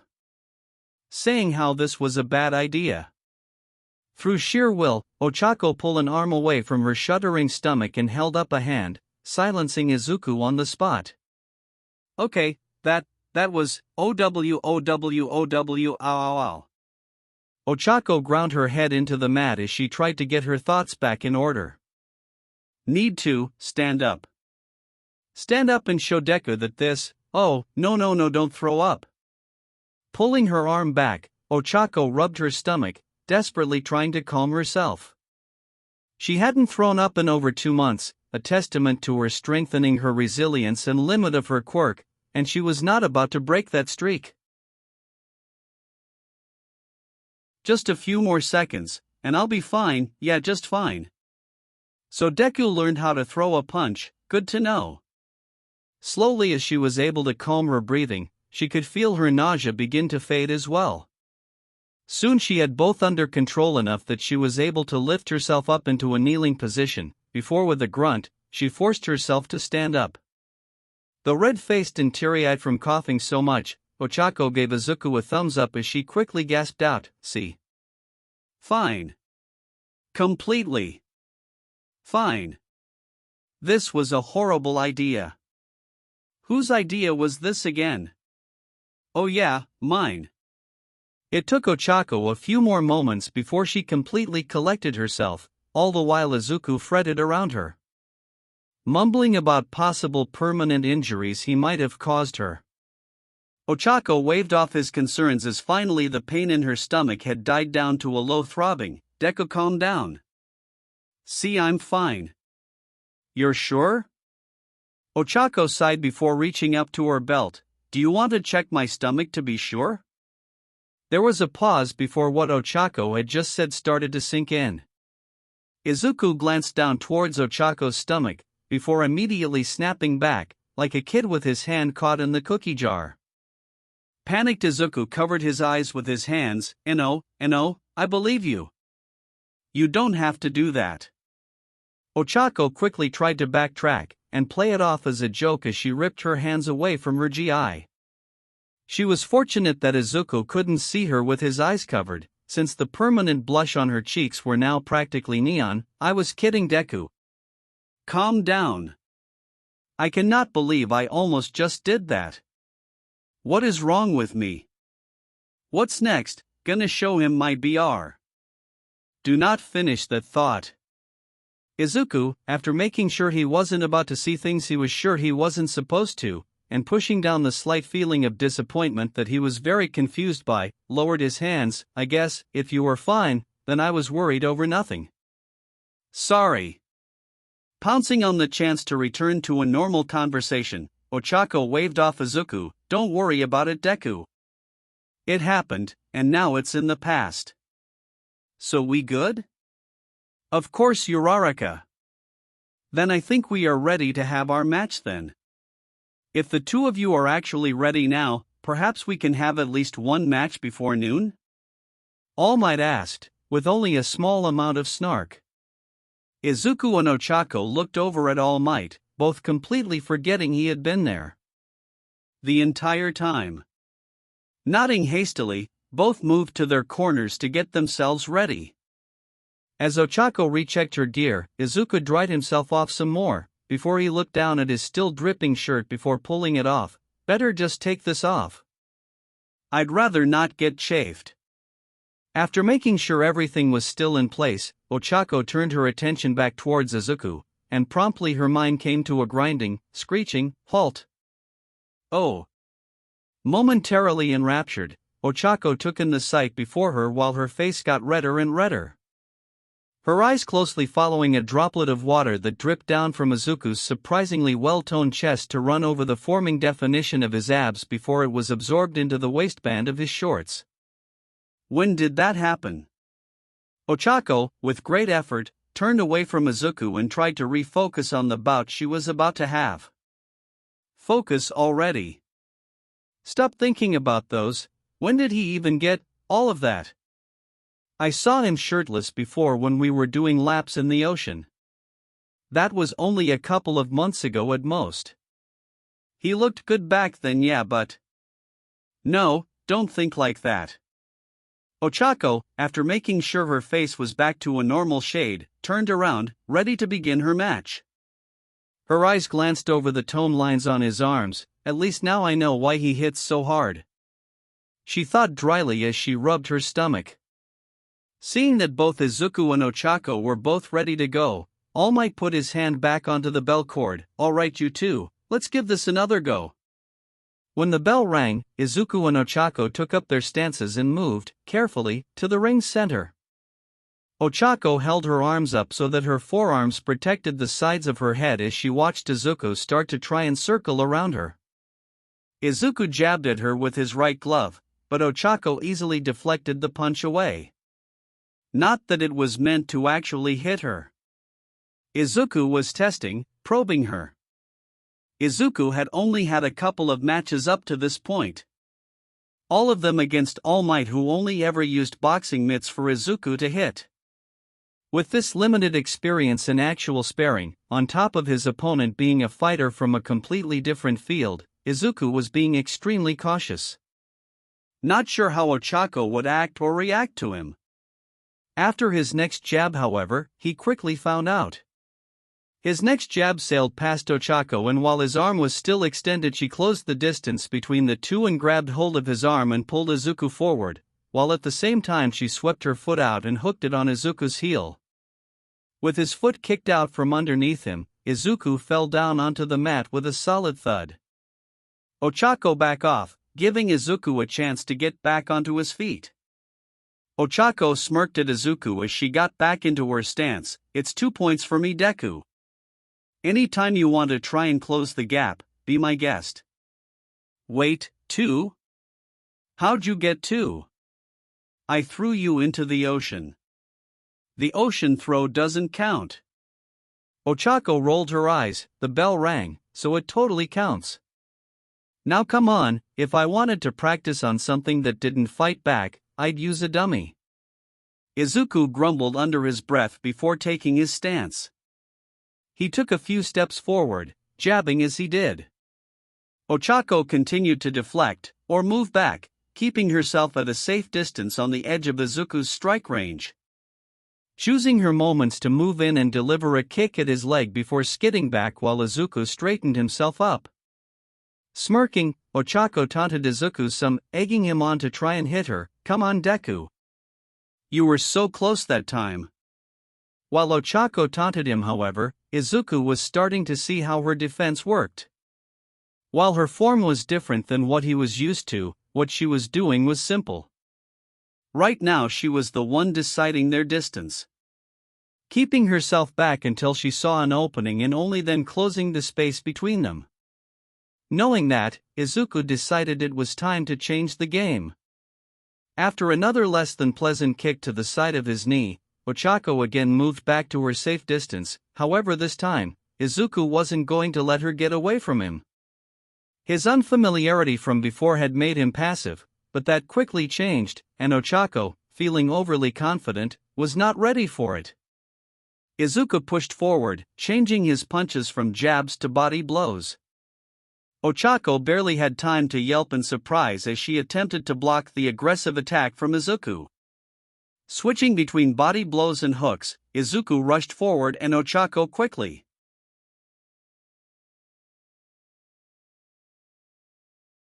found herself overpowered. Izuku kept up the attack, pushing Ochako till her back hit the ropes and she tumbled out of the ring and into the sandy beach. Laying in the sand, and rubbing her now sore sides from several solid hits from Izuku, Ochako looked up to see Izuku leaning on the ropes smirking down at her. So that's 2 all, I think. With a groan, Ochako sat up, recounting the gut punch, huh? Izuku's smirk grew into a full smile, which Ochako found extremely annoying. The urge to wipe it away built up inside of her, adding to a feeling she wasn't all too familiar with. It was the same feeling Izuku had as he bent down and offered his hand to help her up, which she was happy to accept. Gripping Izuku's hand, Ochako was pulled back into the ring, but with both now back inside, neither let go of the other's hand. Both stared at each other, their grips tightening as that intense feeling enveloped them. At first neither knew what they were feeling. It wasn't resentment. Or some other kind of negative emotion. Neither felt bad or hurt from the quick potshots they had taken against each other. But both could feel a fire burning inside of them they just had no words for. All Might looked between the two, a knowing smile crossing his not face. He knew what had been sparked. Even if it had taken a few false starts at the beginning. For the first time since the two met, the fire of competition was raging within them. "Are you two ready to go again?" Neither took their eyes off the other as they answered with a quick, yes. Letting go of each other, they took up their stances ready to go again. Gone was the apprehension, uncertainty, and touch of cockiness. It was replaced with determined smiles and eyes burning with a desire to win. By the end of the day, both Izuku and Ochako sat back to back against each other, panting heavily and nursing more than a few bruises, scuffs, cuts and swollen lips. Each had also gotten in a good solid hit during their bouts, which for Ochako was a nasty cross that left her with a shiner that was swelling her right eye. And for Izuku, he had taken an elbow to the face that came extremely close to giving him a broken nose. At the very least, he had enough tissue shoved up it to clog up a broken dam. With a heavy sigh, All Might handed the two ice packs, which they gratefully applied to themselves. "You two do realize that a part of sparring is to also practice defense. Right?" Sheepish grins were the only response he got, making it clear to him that neither teen felt bad about their situation. It was also clear to him that the two had had way too much fun beating the crap out of each other to really care about the consequences they would face later. That he was going to face later he quickly realized. "Oh, I'm going to die. The moment your mother sees this, she is going to kill me, young Midoriya."